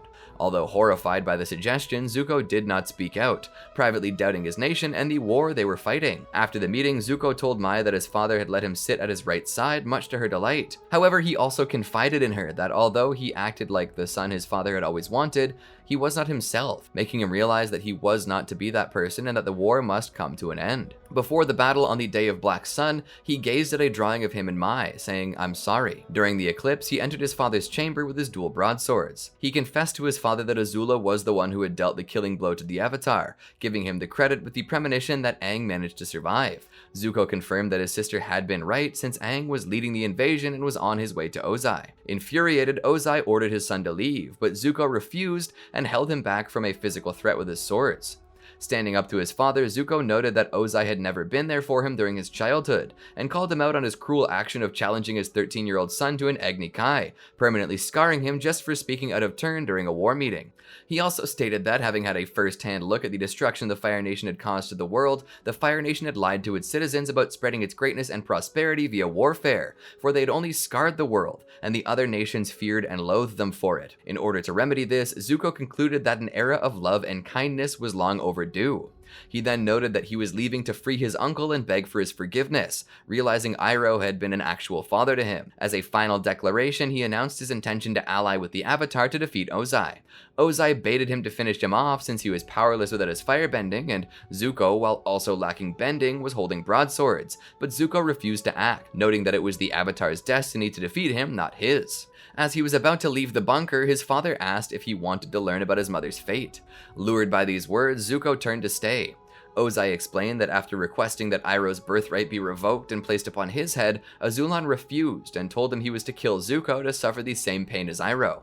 Ozai revealed that he had every intention to do so, but that his wife concocted a plan in which Zuko would live and Ozai would become Fire Lord. Her actions resulted in Azulon's death and her banishment. This left Zuko hopefully asking that she was still alive. Ozai stated it was possible before declaring his realization that banishment was a punishment far too merciful for treason, intending not to make that same mistake with Zuko. Just as the eclipse ended, Ozai leapt from his seat and fired a lightning bolt at his son. Zuko caught the attack and redirected the charge at a much surprised Ozai. The impact slammed Ozai into the back wall and gave Zuko the time to escape. From there, he hastily headed to the prison, finding most of the guards unconscious or otherwise incapacitated. He found Iroh's cell busted open with the warden next to it and demanded to know what happened to his uncle. The warden revealed that Iroh was like a one-man army and had broken himself out. With his uncle already freed, Zuko followed Team Avatar in a hot air balloon, intending to join them and defeat the Fire Lord. Zuko arrived at the Western Air Temple before Aang and his friends.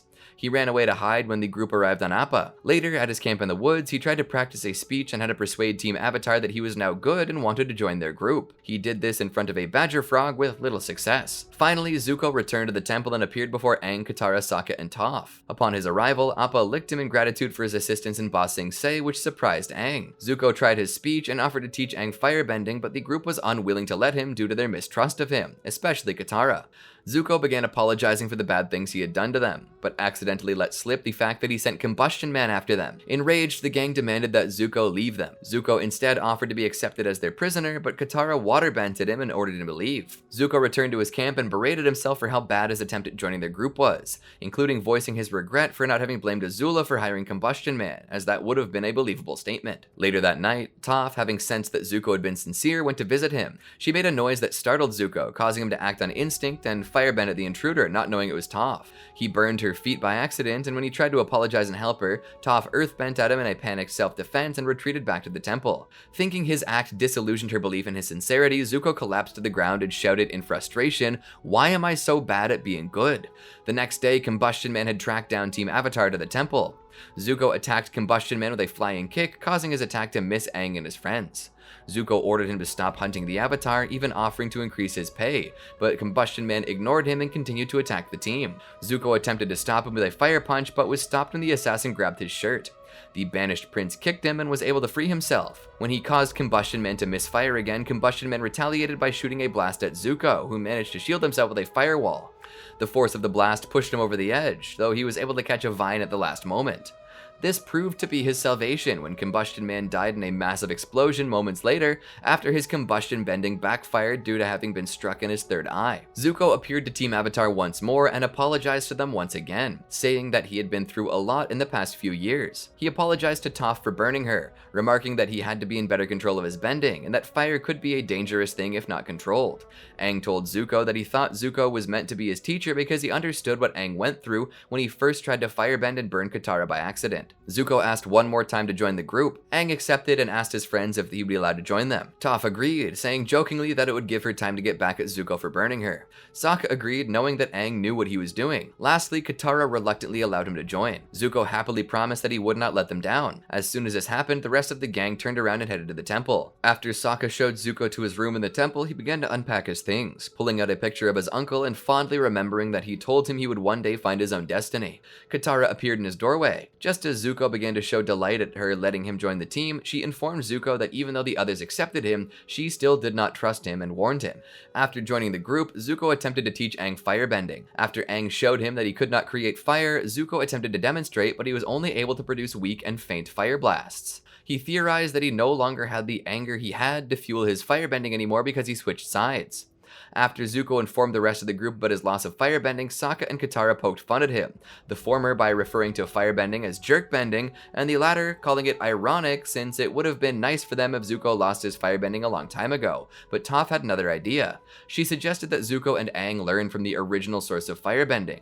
Zuko felt he was out of luck because firebending originated from the dragons, who were believed to be extinct. However, he recalled that there were old ruins at the ancient Sun Warrior civilization located near the Western Air Temple, and they might learn something there. After arriving in the ruins, Aang was almost caught in a booby trap. Zuko avoided it, saying that places with booby traps always have something worth protecting. While exploring, Zuko revealed that his great-grandfather Sozin began a tradition that if anyone hunted a dragon and killed it, their firebending would become legendary and would be granted the title of dragon. This action led the Fire Nation to exterminate the dragons. Zuko's uncle conquered the last dragon, giving him the name the Dragon of the West, as well as his ability to breathe fire as he demonstrated to Azula. Sozin also started the belief that firebending originated from anger and rage and could only be used for destruction. Aang and Zuko later found their way to a room with a circular alignment of statues that were labeled as the Dancing Dragon, which was an ancient firebending form. After the both of them performed the form, a glowing jewel appeared in the center of the room. Zuko took it, despite Aang's advice, accidentally triggering another trap. They were both found by members of the Sun Warrior tribe a while later. The chief told them that if they wished to master firebending, they must meet the tribe's masters. They were both given a fireball to carry up a mountain where the masters were, to prove their worth and commitment to firebending. Shortly after arriving at the mountaintop, they were confronted by the masters, which turned out to be a red dragon and a blue dragon. The dragons circled around a shocked Zuko and Aang. Aang and Zuko performed the Dancing Dragon, which mimicked the dragon's movements. The masters deemed them worthy and demonstrated their bending by creating a rainbow-colored column of fire. Zuko and Aang were still shocked that there were dragons left. Zuko thought that Iroh had spoken the truth when he found and killed the last dragon, but the Sun Chief informed him otherwise. Zuko's uncle Iroh found his way to the dragons and was deemed worthy and taught the original source of firebending as well. Zuko realized that firebending was not just hate and destruction, but was beauty and life as well, and why he lost his ability to firebend. Hunting the Avatar was his drive for so long, so when he joined him, his drive vanished and he lost his touch with his inner fire. His new drive was to help the Avatar defeat the Fire Lord and restore balance to the world. Zuko was able to perform strong fire blasts again, and Aang was able to create fire too. After returning to the group, Aang and Zuko performed the firebending form they learned. Sokka poked fun at them, saying that they could dance to defeat the Fire Lord. A frustrated Zuko argued with him, but when he told the group the form was called the Dancing Dragon, he was left embarrassed as the group laughed at him. During the team's dinner, Zuko was serving everyone tea. While doing so, he attempted to tell a tea joke Uncle Iroh said at an earlier point, but spoiled it when he could only remember the punchline, saying it would have sounded funnier if it had been his uncle who had said it. While still serving tea, Zuko was pulled to the side by Sokka and asked which prison Fire Nation criminals were placed, as he wanted to know what fate had befallen his father, Hakoda. Zuko initially refused, fearing that the truth would do more harm than good, but he eventually relented when Sokka was insistent on knowing, despite warning him that it was a bad idea. He told him that Hakoda would likely have been taken to the Boiling Rock, an inescapable prison located on a volcano island with a boiling lake surrounding it. Although Sokka denied having any intentions of acting on this information, Zuko remained suspicious of Sokka's goals. Unbeknownst to the others, Zuko took up post on Appa's saddle and was thus able to catch Sokka in the middle of the night, who had intended to sneak out. When Sokka declared that he needed to go rescue his father, feeling responsible for Zoro's imprisonment as the invasion had been his idea, and mentioned that it was his burden to get his honor back, Zuko, knowing what it was like to want one's honor back, decided to go along, suggesting that they take his less conspicuous Fire Nation war balloon. Zuko fabricated a note for the rest of the gang that they had left for a few days to get some fish, reminding Aang to do some fire fists and hot squats for firebending practice, much to the Avatar's dismay. Zuko and Sokka spent most of their journey in awkward silence. Eventually, Sokka broke the silence by stating that a friend of his designed the war balloons. Zuko replied that his father was good at war, to which Sokka replied that it seemed to run in the family. Zuko claimed that not all of his family was like that, referring to his uncle, who he was still downcast over betraying. Sokka tried stating that his uncle would be proud that he had left his home to help them, and that it was hard, but Zuko claimed that it was not that hard, since the only one he left behind that he cared about was his girlfriend, Mai. Zuko said that he did not want to get her involved since he was now a traitor. This prompted Sokka to relate to him as he shared that his first girlfriend turned into the moon, to which Zuko showed some sympathy. Zuko and Sokka made it to the prison at night. They saw a significant amount of steam emitting from the volcano. Because of the steam, the balloon was no longer hot in relation to the outside air, which caused it to fall and crash, meaning there was no way off the island. Zuko told Sokka that he hoped Sokka knew what he was doing, as there was no turning back.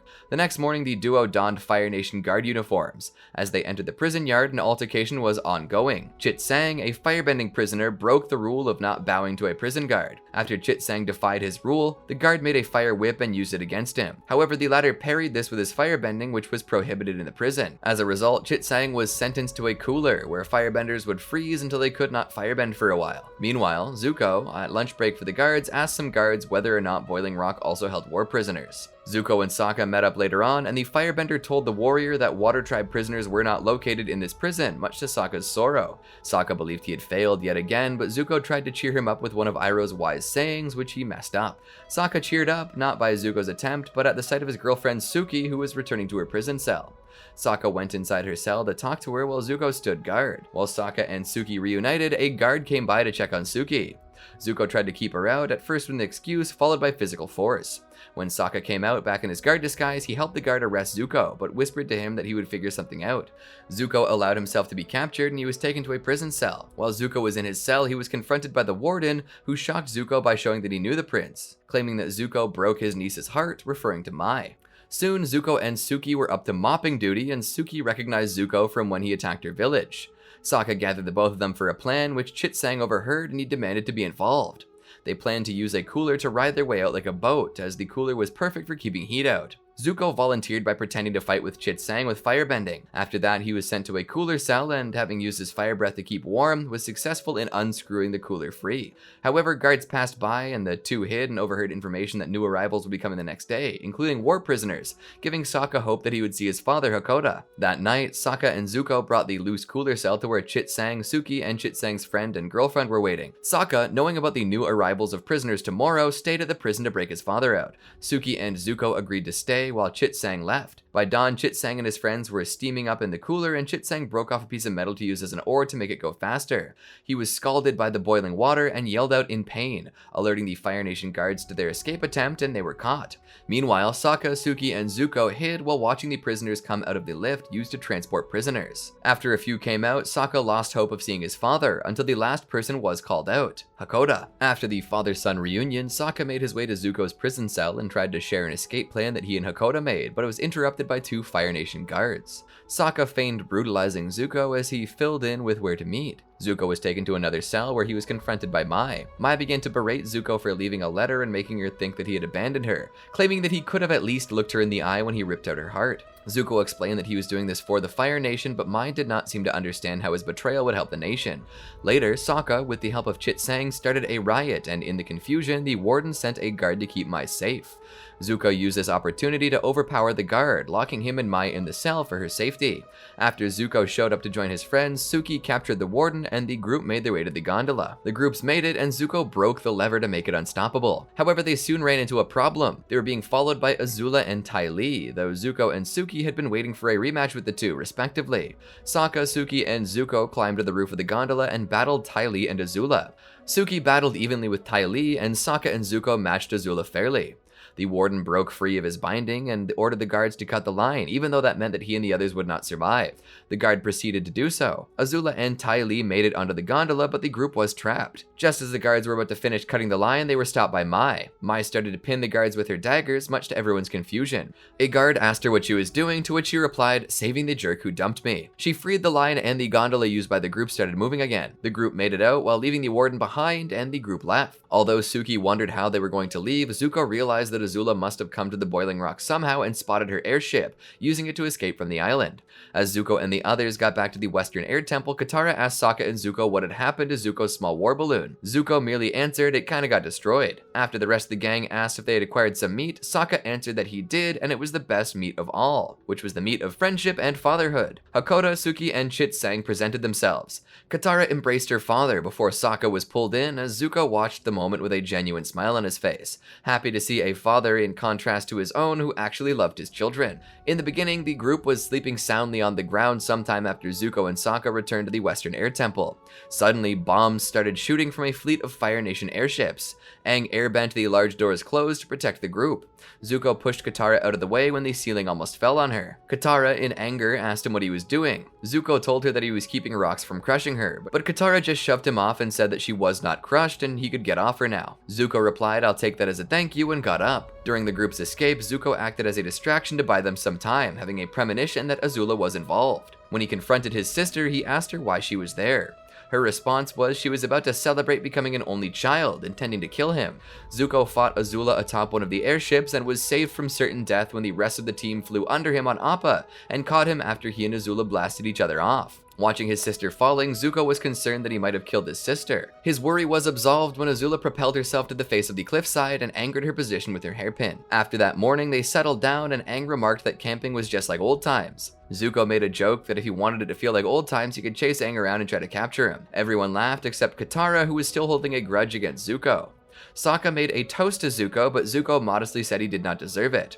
Katara coldly agreed with him and stormed off. Zuko followed her, finding out why Katara had been acting so bitter toward him and that everyone seemed to trust him now. She yelled at him, reminding him that she was the first person to trust him in Ba Sing Se and he betrayed her trust. This prompted Zuko to ask what he could do to make it up to her, and she said, "Maybe you can reconquer Ba Sing Se in the name of the Earth King, or I know, you can bring my mother back." She left him there, thinking about what she said. After walking in on Sokka and Suki, he asked Sokka about the death of their mother. Since he thought that was why Katara was holding a grudge on him, he learned that the leader of the Southern Raiders, a fleet of Fire Nation warships, was responsible. He informed Katara of her mother's murderer, and in a hopeful attempt to earn her friendship, offered Katara his assistance in finding him, which she accepted. When Aang told Katara to let go of her anger and that revenge was not the right path to go with, he was criticized by Zuko. Zuko informed Katara that they would have to sneak into a Fire Navy communication tower as their chances of catching the Southern Raiders would be impossible otherwise. They soon discovered the raiders were at Whitetail Island, which led them to quickly escape on Appa. During their journey, Katara told Zuko the story of what had happened to her mother from her point of view. When the Southern Raiders came, Katara went to her family's house to find her mother. There she saw the leader of the Southern Raiders with her mother and looked into his eyes. Katara was scared, but her mother told her not to worry and to find her father. She ran outside as fast as she could, and when she told Hakoda about this, the two started running toward their igloo. However, when they got there, it was too late. Zuko told Katara that her mother was a brave woman, which she claimed to know while touching her necklace. The two then arrived at Whitetail Island and boarded the Southern Raiders' ship. They started running toward the command center where they believed the leader was, knocking down every soldier in their way. Zuko and Katara arrived and confronted the leader, who was baffled and confused on what they were accusing him of, saying that he did not know what they were talking about. Zuko promptly witnessed Katara's power when she blood-bent the leader, which he never knew she could do. The leader, helpless and afraid, kept telling them that he did not know anything about the Southern Water Tribe raids. Katara looked into the man's eyes and let him go, realizing he was not who they were looking for. Zuko interrogated the man to learn where the veteran leader, Yan Ra, was, and they both headed off. Zuko and Katara eventually found the man responsible for killing her mother. At first, the man did not remember the event, but it all came back to him as he recalled the little water tribe girl and her mother. Katara told the man that her mother lied to protect the last waterbender, her. When she finally had her chance to get revenge once and for all, she could not bring herself to kill him. After the group joined Katara on Ember Island, Katara told Zuko that she had forgiven him and hugged him warmly, finally being welcoming and graceful to him for the first time. He subsequently asked Aang what he would do when he faced Ozai, since he believed killing someone was never the answer. While stationed at Ember Island, the group attended a play that showed their adventures. The plot was twisted and made to demoralize the group. Zuko had quite possibly the most negative response in the play, as it took all of the mistakes in his life and shoved them in his face. The most emotional part to him was the scene where he betrayed Iroh, which he was still ashamed of, as he now saw that Iroh was more of a father to him than Ozai ever was. Toph later told him about her long conversation with Iroh she once had and how he would constantly talk about Zuko. This knowledge gave Zuko hope that Iroh still loved him. At the end of the play, Azula's actress killed him with fire, at which the audience cheered while Zuko was taken aback. When Team Avatar left, Zuko said to the others that the play wasn't good, which was met with agreement. 3 days before the arrival of Sozin's comet, Zuko was fiercely training Aang in firebending, pushing him to improve quickly and urging him to be more aggressive. However, Aang soon lost focus and joined the group in a beach party. Angered by the lack of willingness to train, Zuko attacked Aang, hoping to coax him into a serious sparring session as preparation for his battle with Ozai. Zuko chased him all over the yard and into the house, firebending at him the entire time. Finally, Aang airbent at Zuko, blasting him out of the house. The rest of the group demanded to know what was wrong with Zuko, and the latter told them that they should not be having beach parties when the comet was only 3 days away. Aang and the others awkwardly told him that they had already planned to wait until after the comet came to fight the Fire Lord, as the war had been lost after the capture of Ba Sing Se and that Aang needed more practice. Much to the horror of the group, Zuko told them of his father's plan and concluded that if Aang did not defeat Ozai before the comet came, there would not be a world to save anymore.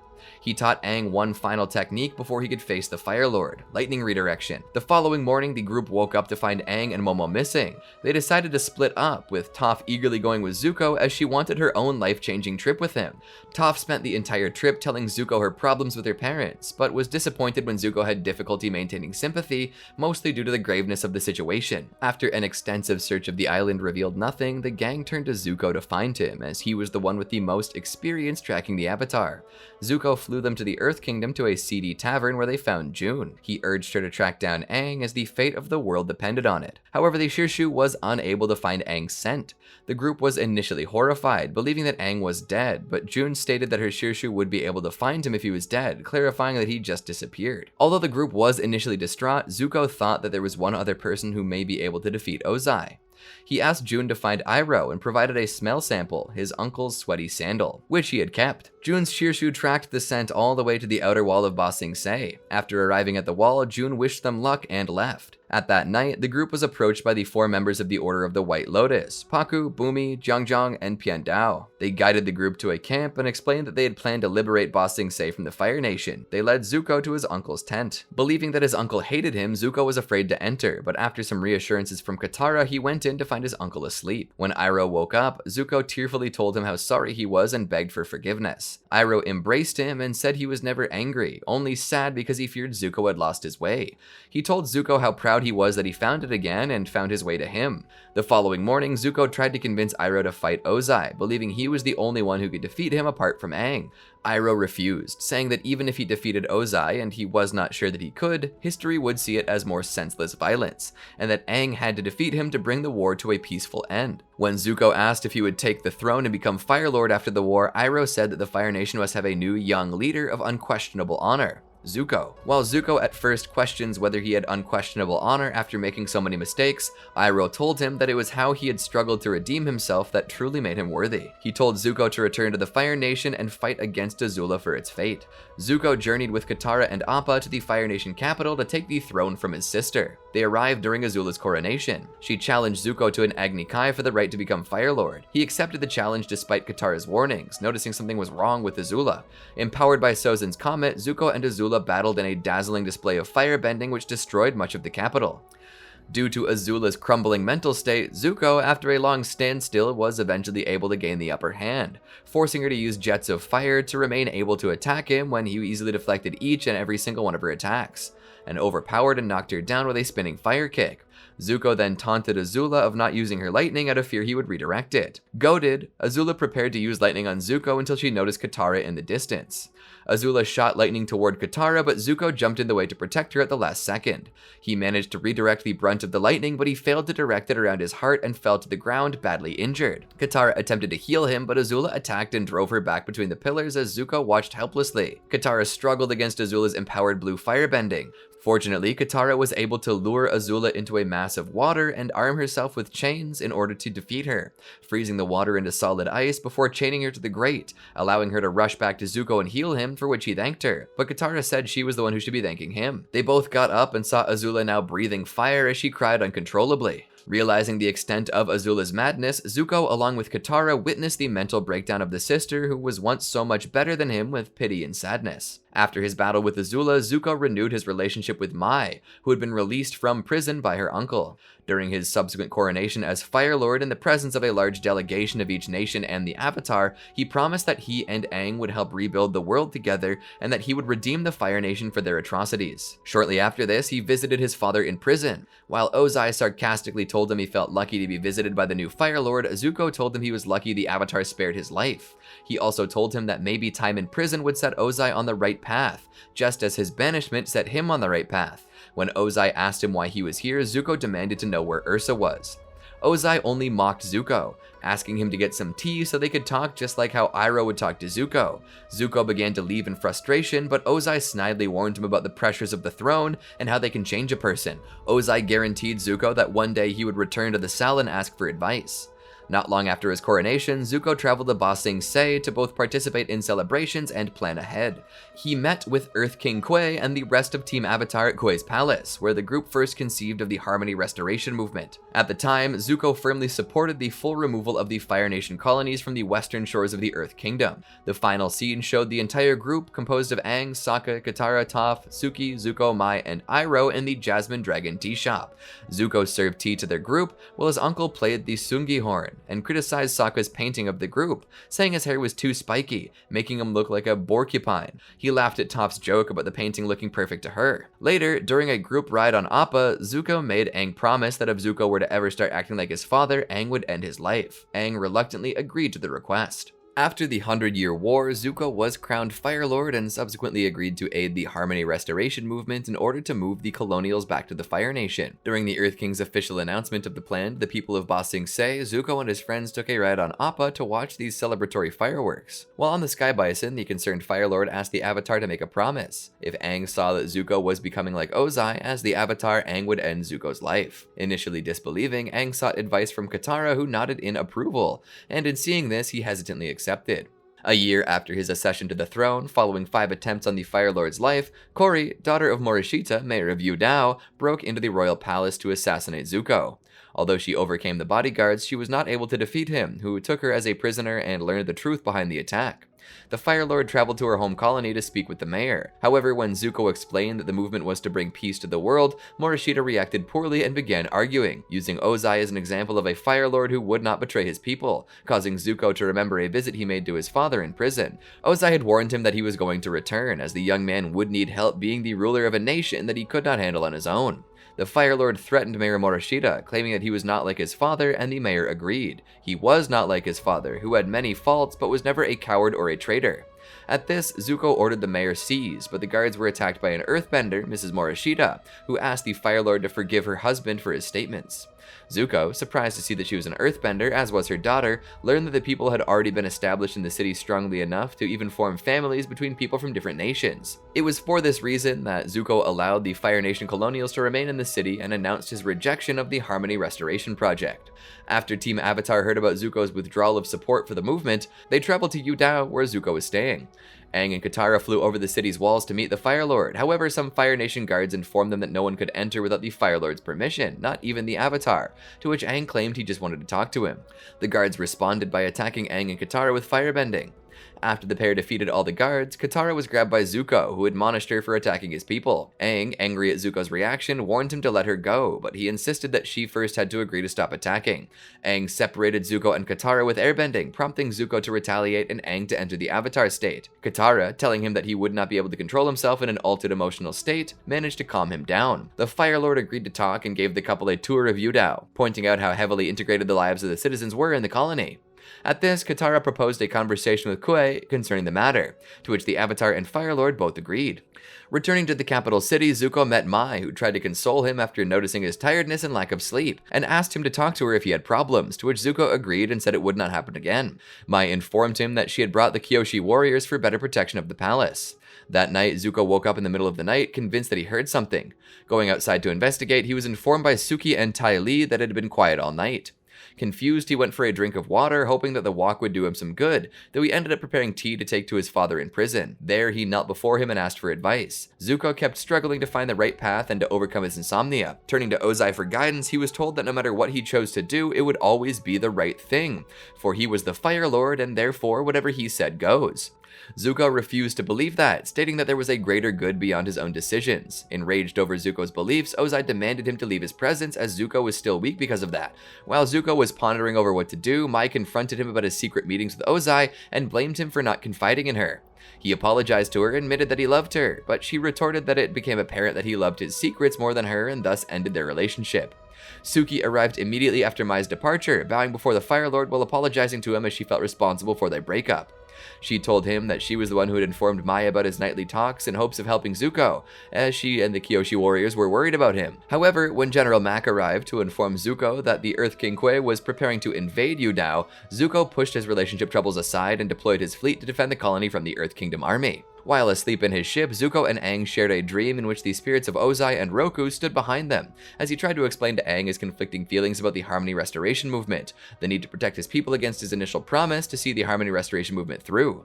Ozai's voice echoed in his head, telling him that the Fire Lord's will determined what was right. Convinced that he would never find the right path on his own, he offered himself freely to Aang. As the Avatar entered the Avatar state in order to fulfill his promise to Zuko, the Fire Lord noticed his mournful mother standing behind the spirit of Roku and asked her not to cry.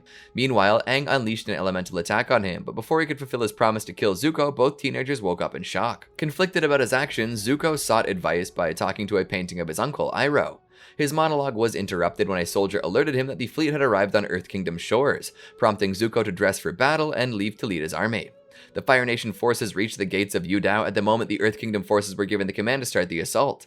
Right before the battle ensued, Toph disabled all the Fire Nation tanks by metal bending all their screws out. While the Fire Nation troops were in disarray, confused about what had happened, General Hao ordered his Earth Kingdom troops to enter Yudao and arrest the colonials, a move Zuko countered by commanding his ground troops to defend the people of the Fire Nation in the colony, causing both armies to clash. When Hao and his men were about to assault Kori, Sokka, and Sneers, Zuko came to their rescue and began to duel with the general. However, they were soon interrupted by Aang, who had entered the Avatar state.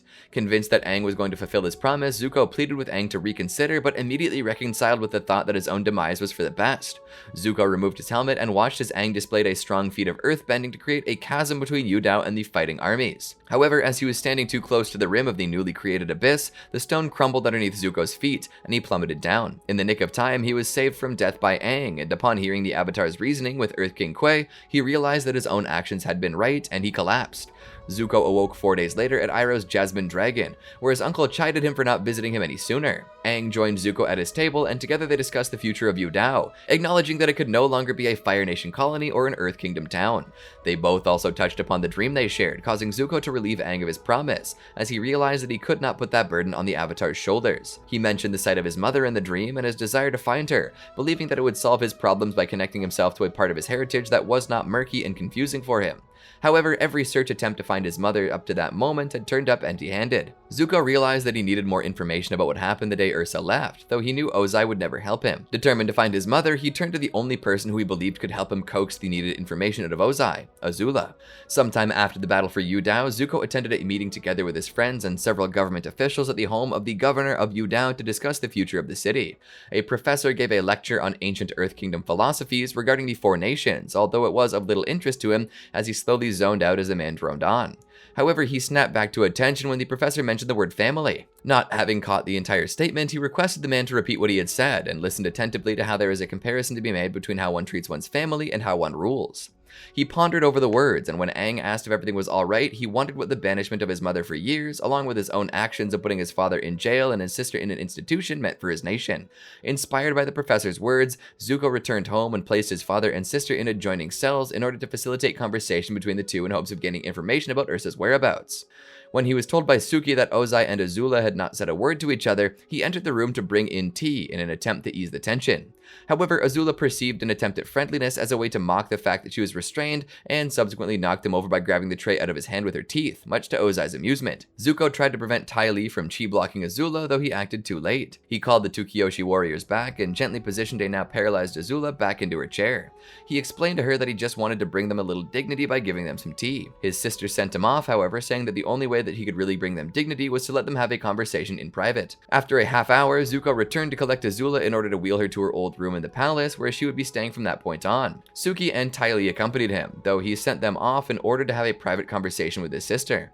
Once alone, he asked what she and their father talked about, though Azula dodged the question and asked in return whether or not he had ever experienced the sensation of being chi blocked. When Zuko said he had not, she proceeded to meticulously describe the feeling, mentioning that one becomes extremely flexible right before regaining their full control. To prove her words, she twisted her arm out of her straitjacket and fired a lightning bolt at her brother. Zuko commanded her to stop, aiming a fire blast at her as she ran away, which ended up freeing her completely. Zuko was forced on the defense as Azula threw a blue fire blast at him, though he saw how she made her way to an adjoining building. Zuko followed his sister into one of Ozai's secret chambers and was hidden by a firebending triggered door. There, while rummaging through a chest, she was rampaging about their father overcoming control to tell her the truth. Zuko demanded Azula hand him the letters Ursa had written and what she had found. However, Azula burned them all in front of him, save one, though Zuko did not know that. In order to receive the information, Zuko complied with Azula's request to allow her to accompany him unbound and with dignity on his quest to find their mother. Zuko called on his friends to accompany them as well, though when they came to the palace and noticed Azula there, he had to explain to them how things had gone down, and how she was going to accompany them to Hiraa, eventually winning his reluctant friends over for the idea. Right before their departure the next day, Zuko put Katara's concerns about Azula's presence at ease by saying that his sister should be guarded at all times. A first scuffle immediately followed when Azula zapped Sokka with her lightning, prompting the others to intervene. Zuko threatened her with his firebending, reminding her of the deal they struck. Nearing nightfall, Zuko forcefully had to hold Azula back once again, snapping her out of a psychotic episode. Upon nearing Hiraa, he commented that they should make camp as they did not want to enter like a gang of bandits in the middle of the night. Zuko became distracted when Aang made a gruesome face, commenting that it was due to the presence of a spirit. However, when Zuko looked down, he could not see the wolf spirit to whom Aang was referring. Azula had used the commotion to stand on the rim of Appa's saddle and jump off, much to Zuko's shock since they were much too high up for her to survive the fall. Due to Aang's intervention, Azula made it down to safety and made a break for it, with Zuko on her trail. He found her muttering to herself by a river, asking to whom she was talking. He reluctantly prepared to defend himself, however, when Azula made it clear that she no longer needed him, assuming a battle position. Their fight was cut short though due to Katara's intervention. At that moment, the wolf spirit from before appeared by the river as well, and Zuko noticed that the markings on its chest were the same as the gruesome face Aang was making. When the spirit became hostile and snapped at Aang, Zuko launched a fire attack at the creature, though he was taken aback when it swallowed his fire and burped.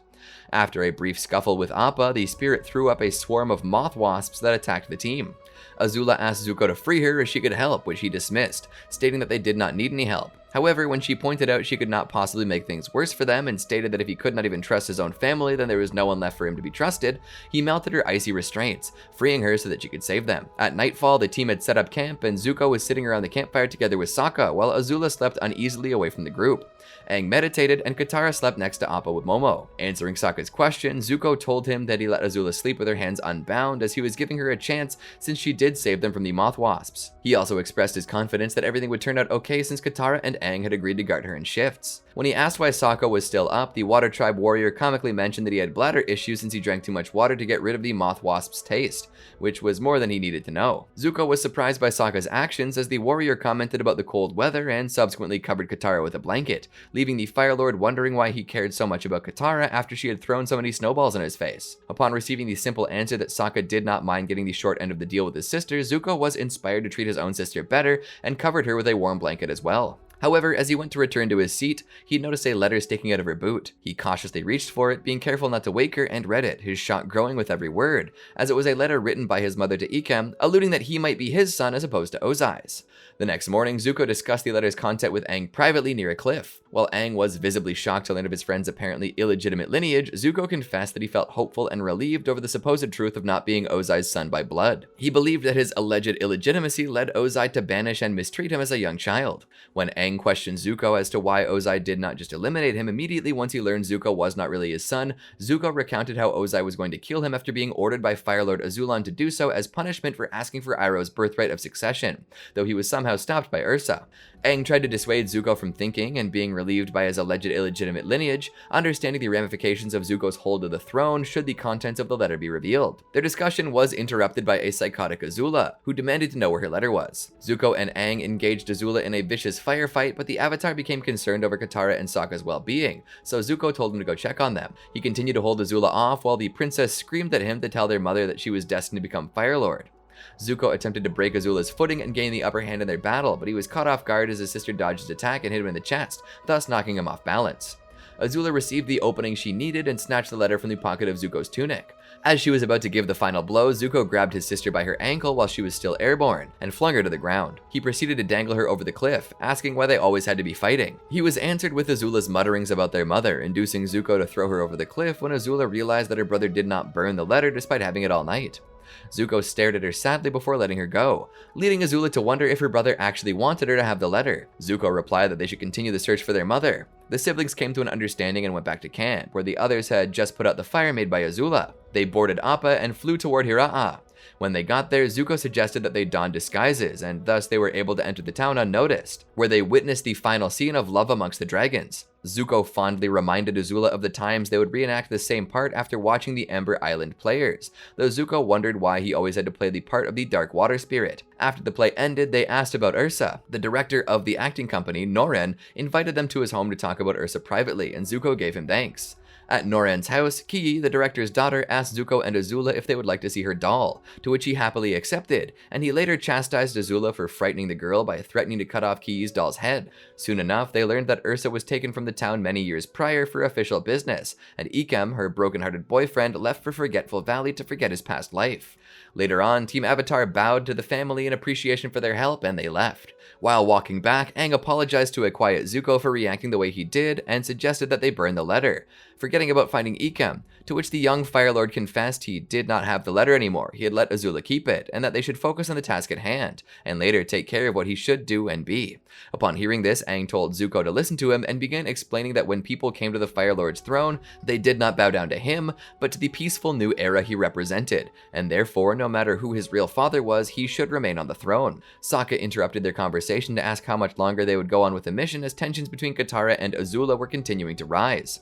Zuko declared that after going to Forgetful Valley, the search would come to an end. Shortly after, the group arrived at Forgetful Valley, and Zuko halted Azula from burning everything around her to create a distinct path. After some more bickering, the group arrived at a pond of clear and quiet water. Zuko commented on how calm everything was, as a perfect pane of glass, and Aang told everyone that it was a spiritual place that needed to be respected. Zuko was forced to calm tensions once again after Azula saw her mother's reflection in the pond and subsequently disturbed its peacefulness by shooting lightning in it. Before the conflict could be settled, the group was attacked by vines and other plant life. After Aang freed Zuko from being pinned to a tree, Katara ended the fight, deducing that they were facing other waterbenders. Rafa and Misu revealed themselves, and the two siblings set up a small camp together with Team Avatar to talk things out. As Misu told her life story, how she devoted her life to take care of her brother, and how she'd do anything to help out her brother, Zuko and Azula looked away from each other. Aang wanted to help the siblings by going into the spirit world, though that was not to Azula's liking, and she started to walk away. Zuko attempted to halt her, stating that Aang was the Avatar and a good friend, and that since Aang was all about helping people, Zuko believed that that was what they should do as well. Azula responded by pointing out that she now understood that Zuko preferred to travel the world helping poor people as opposed to becoming Fire Lord. Zuko tried to answer and deny what his sister had said, but Azula entered into another one of her episodes, claiming that her mother had sent the Water Tribe siblings to slow them down. When she angrily ran back, preparing to shoot a lightning bolt at Rafa and Misu, Zuko ran to their aid and put himself in between them and his sister's attack. Having redirected his sister's attack, Zuko called on Katara and Sokka to take her down, but Aang had them stop after he was able to bring the Mother of Faces to the surface. She was willing to grant, however, only one request, and Zuko decided to give up his chance to learn his mother's fate from the ancient spirit so Misu could ask for a new face for her brother.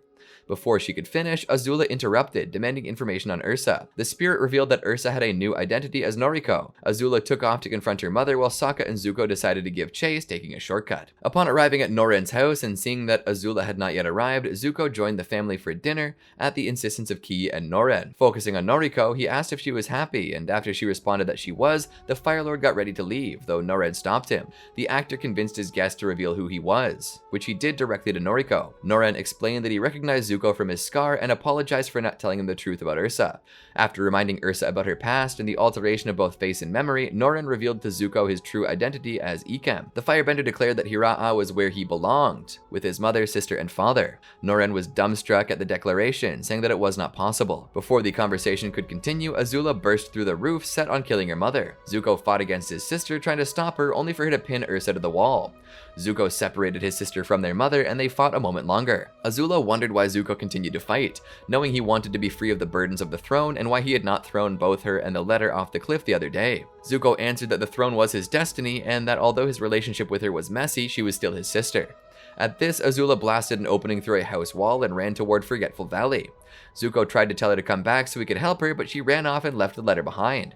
At that time, the Mother of Faces appeared, asking Ursa if she wanted to regain her former life. Zuko tried to tell his mother that she did not have to, reminding her of the life she had made. Despite this, Ursa accepted the spirit's offer. The next day, Zuko and Ursa talked about their past, the latter apologizing for not loving them enough and forgetting about him. Zuko insisted she did not have to, saying he had a life to be proud of regardless. He handed Ursa the letter showing Noren as his father, to which she replied that what she wrote on it was not true. Zuko was upset to learn that Ozai was indeed his father, but still felt like things were what they were meant to be. The Fire Lord said that he wished to know everything about his mother's past, and Ursa told him she would start from the beginning. Zuko later delegated his Fire Lord duties to his uncle once more, sending him to Yudao to attend the announcement of the city's new coalition government, while he supported Ursa and her family as they came to visit the capital city for the first time since her banishment. Before escorting Ursa, Noren, and Ki back to the Fire Nation capital for the first time since her banishment, Zuko spent weeks searching the Forgetful Valley in hopes of tracking down his sister, to no avail. While they were eventually underway to the capital, Zuko assured his mother that everything would be fine. However, he grew slightly embarrassed when he remarked that he always had that sparky look in his eyes whenever he was excited, and waved it off, noting he was Fire Lord now. When Ursa grew distraught over Ki rejecting her, Zuko tried to comfort her, noting that everything was going to be alright, though he failed to truly get through to his mother. Sometime later, Zuko noticed that Aang, Katara, and Sokka were preparing Appa to take off. Inquiring about their intentions, he was told that being back in the city would bring back many memories, which they needed to figure out as a family and bond over it. He agreed with the notion and thanked his friends for their help. As they took off, Zuko noticed his mother stood by herself, tearful. Asking if she was alright, he was brushed off by a generic fine. As she asked him if the others just left, Zuko apologized for not having come to her to say goodbye, as he had not known she was still on deck. Noticing his mother's sad attitude, he inquires once again as to what is going on, though she merely brushed him off by saying she needed fresh air. Not letting it go, Zuko assured her that Ki would come around and figure out that Ursa is still the same inside despite having a different face. As Ursa admitted that she had actually been thinking about Azula, wondering if she was safe, warm, and happy, Zuko said he searched the Forgetful Valley for weeks and came up empty-handed, which meant to him that Azula did not want to be found. He assured Ursa that Azula was safe, as she was a survivor, though he confessed to not knowing what happy would mean for her. As he took his mother's hand, Zuko was startled by its coldness, and promptly moved to take her below deck. However, they were intercepted by a messenger hawk from the Kyoshi warriors, warning that the new Ozai society was plotting to ambush him along the maid road to the capital. When asked if something was wrong, Zuko noted that it was nothing he could not handle and vowed to do anything in his power to keep everyone, especially Ki, safe. Zuko then sent the messenger hawk back to Suki, detailing his plan to have a decoy go along the main road while he and Ursa's family take the hidden route to have his ship divert course away from Harbor City. By the next morning, Ursa inquired why they missed Harbor City before a submarine emerged from underwater. Iroh was the first to pop out of the hatch and happily embraced his nephew before reuniting with Ursa. When Suki told Zuko that Iroh volunteered to be his decoy, the Fire Lord became concerned that they did not look alike, but his uncle assured him that the crowd would only see his hand waving from the carriage. Zuko and Ursa's family took the submarine to the hidden route. As Zuko's caravan made their way through the forest, they were ambushed by the new Ozai society, who used dynamite to collapse a series of trees to trap them. Their leader demanded that Zuko relinquish the throne in exchange for his family's lives. Zuko refused to surrender his birthright to a group of thugs too cowardly to show their faces and attacked with firebending. During the fighting, Suki launched a flare, signaling their location before Zuko and the Kyoshi warriors were all subdued with bolas. The new Ozai society prepared to punish Zuko for his defiance by burning the carriage containing his family, only for one of them, Kei-Lo, to refuse to go along with such extreme measures and free Zuko. When Zuko asked why he was helping him, Kei-Lo revealed that he was a friend of Mai, just as she, Ty Lee, Iroh, and the other Kyoshi warriors arrived via hot air balloon. Mai quickly accused Kei-Lo of deceit, to which Zuko vouched for him after he pleaded that he was fed false information. A spear soon penetrated the carriage, causing Zuko to panic and check on them. He faced against 3 firebenders, and after deflecting their attack, demanded that the new Ozai society surrender or face his wrath, causing them to either surrender or flee. Upon arriving at the palace, Zuko thanked the Kyoshi warriors for their aid before asking Suki where Mai was. Upon confirming that she knew where Mai was currently living, Zuko obtained her promise that he could visit his ex-girlfriend anytime he asks.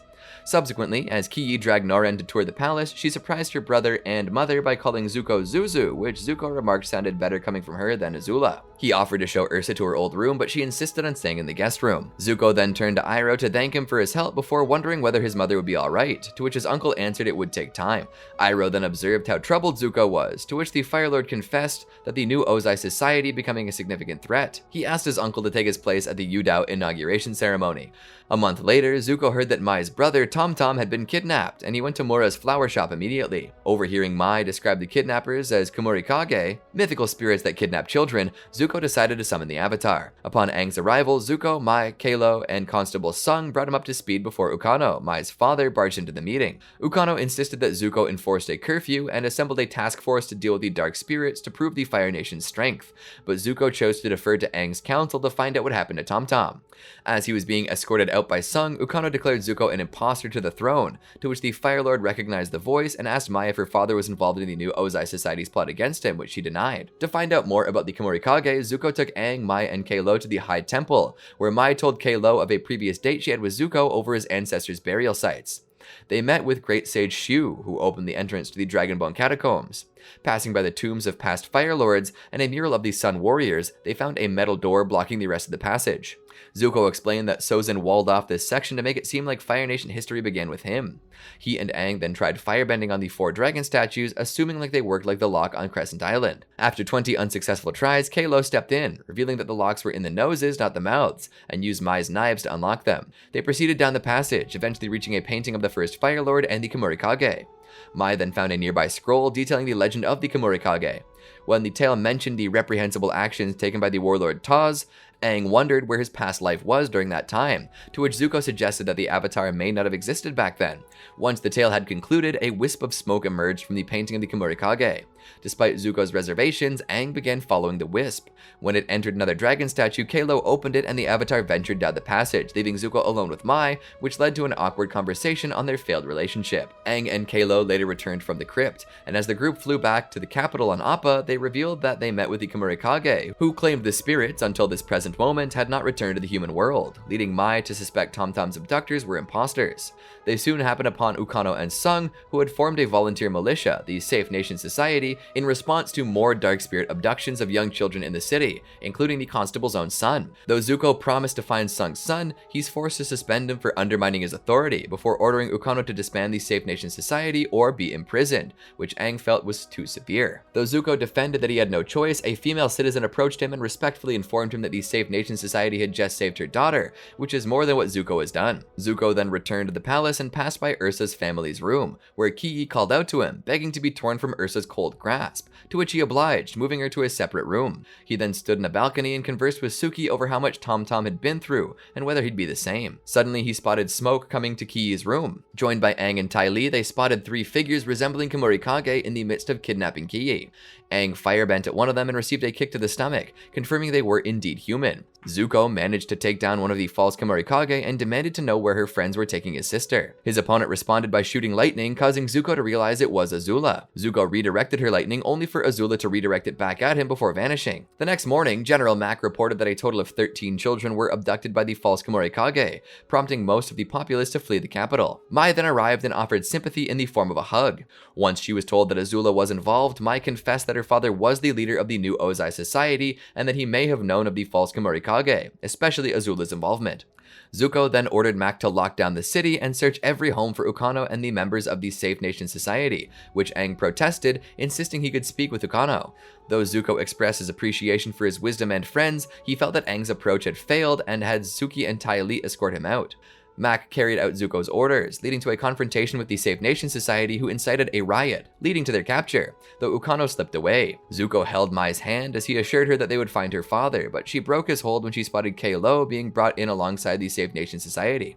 Kalo insisted he'd been arrested by mistake, though Zuko accused him of being a double agent, only ordering his release when Mai accused him of being ridiculous, with Kalo telling Zuko to accept that Mai had moved on. They were joined by Aang, Suki, and Ty Lee, who insisted on showing Zuko something, but the Fire Lord chose to defer to Mac's advice and prepare for another riot, forcing the Avatar to carry him on an air scooter back to the palace.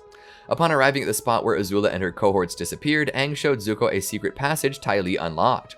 While the Kyoshi warriors hung back, Zuko and the others followed the passage and found themselves in the Garden of Tranquil Souls, where Azula and her henchwomen attacked them.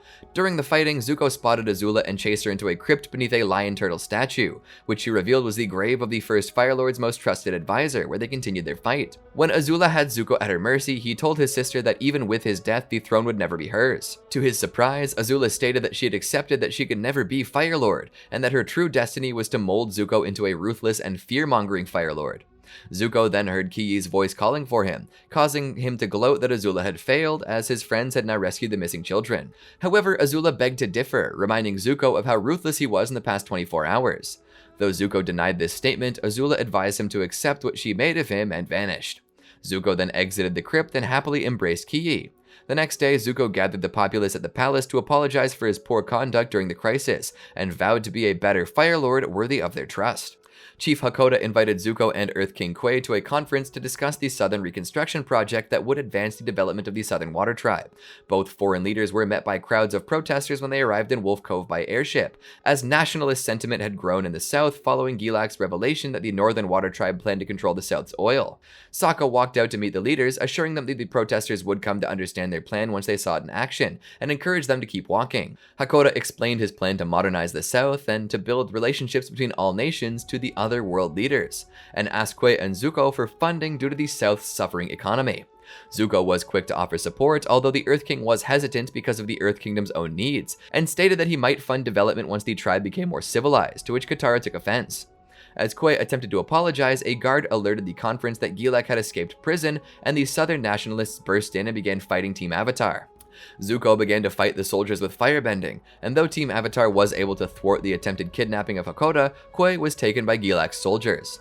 Team Avatar received a message from Gilak offering terms to exchange Hakoda for Kui. After reading it, Sokka mentioned the exchange was to take place at the Bridge of No Return, a place where the village used to deal with their criminals. Katara explained further that if anyone in the village ever did anything unforgivable, they'd be forced to walk across the bridge and never return. Sokka added that the terrain there was the most dangerous in all of the South Pole, and how nothing could stay alive there long. Sokka elaborated on the plan Gilak proposed. While Team Avatar and Gilak's army would remain on either side of the bridge, Thawd and his two disciples would cross over to chi block all of Team Avatar's benders. And as soon as Hakoda would start to walk across, Gilak would send over Earth King Kui. Zuko, remarking he knew how villains thought from his past experience, was sure that Gilak would cheat and cut the rope bridge, so Sokka came up with a plan in case that happened. When they got to the Bridge of No Return, nobody was present yet. Katara lamented the lackluster and tumultuous trip back home, but Sokka wondered what the Southern Water Tribe was even like before the war, concluding the idealistic vision Katara had of it never existed. Gilak arrived on the other side with the Earth King. As planned, Thawd and his disciples came over and chi blocked Aang, Katara, Toph, Zuko, and Sokka. Right after that, Hakoda started walking over to the other side of the bridge, and at that same time, Gilak sent over the Earth King. As soon as they got to the middle, Gilak took out his sword and was about to cut it, but Melina stopped him from behind, followed closely by the Dark One, Penga, and Hotan. The group took out Gilak's guards while Aang, Katara, Toph, Zuko, and Sokka suddenly jumped and took out Thawd and his disciples. Thawd asked Sokka how he did it, and Sokka replied delightedly, showing and telling Thawd the chainmail armor that he and Team Beifong had designed. Aang managed to save both Hakoda and Melina, but Gilak fell to his death in the ravine. After the ordeal, Kana, Pakku, Hakoda, Melina, Kui, and Bosco gathered around Kana and Pakku's igloo. Aang, Katara, Toph, and Zuko were in the kitchen cooking, and later joined everyone for a meal for their respective cultures. Zuko having cooked extra spicy fire noodles from the Fire Nation. Zuko's commitment to allow the older Fire Nation colonies to remain in the Earth Kingdom and regulate the balance of power between them, rather than forcefully remove them, eventually led to the creation of the United Republic of Nations with Republic City as its capital. Zuko aided Aang in making the United Republic a prosperous and safe country, which included combating the surging activities of bending criminals in Republic City. In his 20s, Zuko found a juvenile dragon that he named Truk. At some point in his life, he married and had a daughter named Izumi.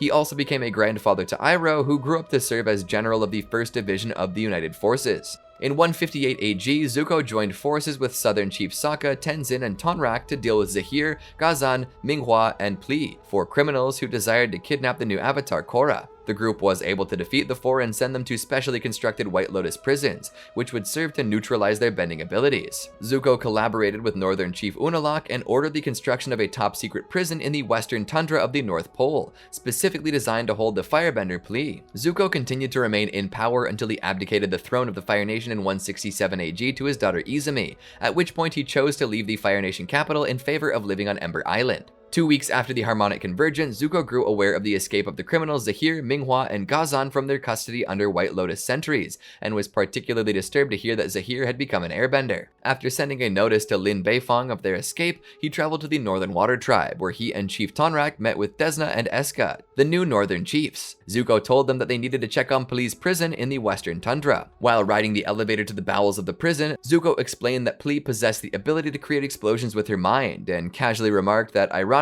he once sent an assassin with similar abilities to kill the Avatar, but that it did not work. Eska shared with Zuko her own experience trying to assassinate the Avatar after the latter spoiled her wedding.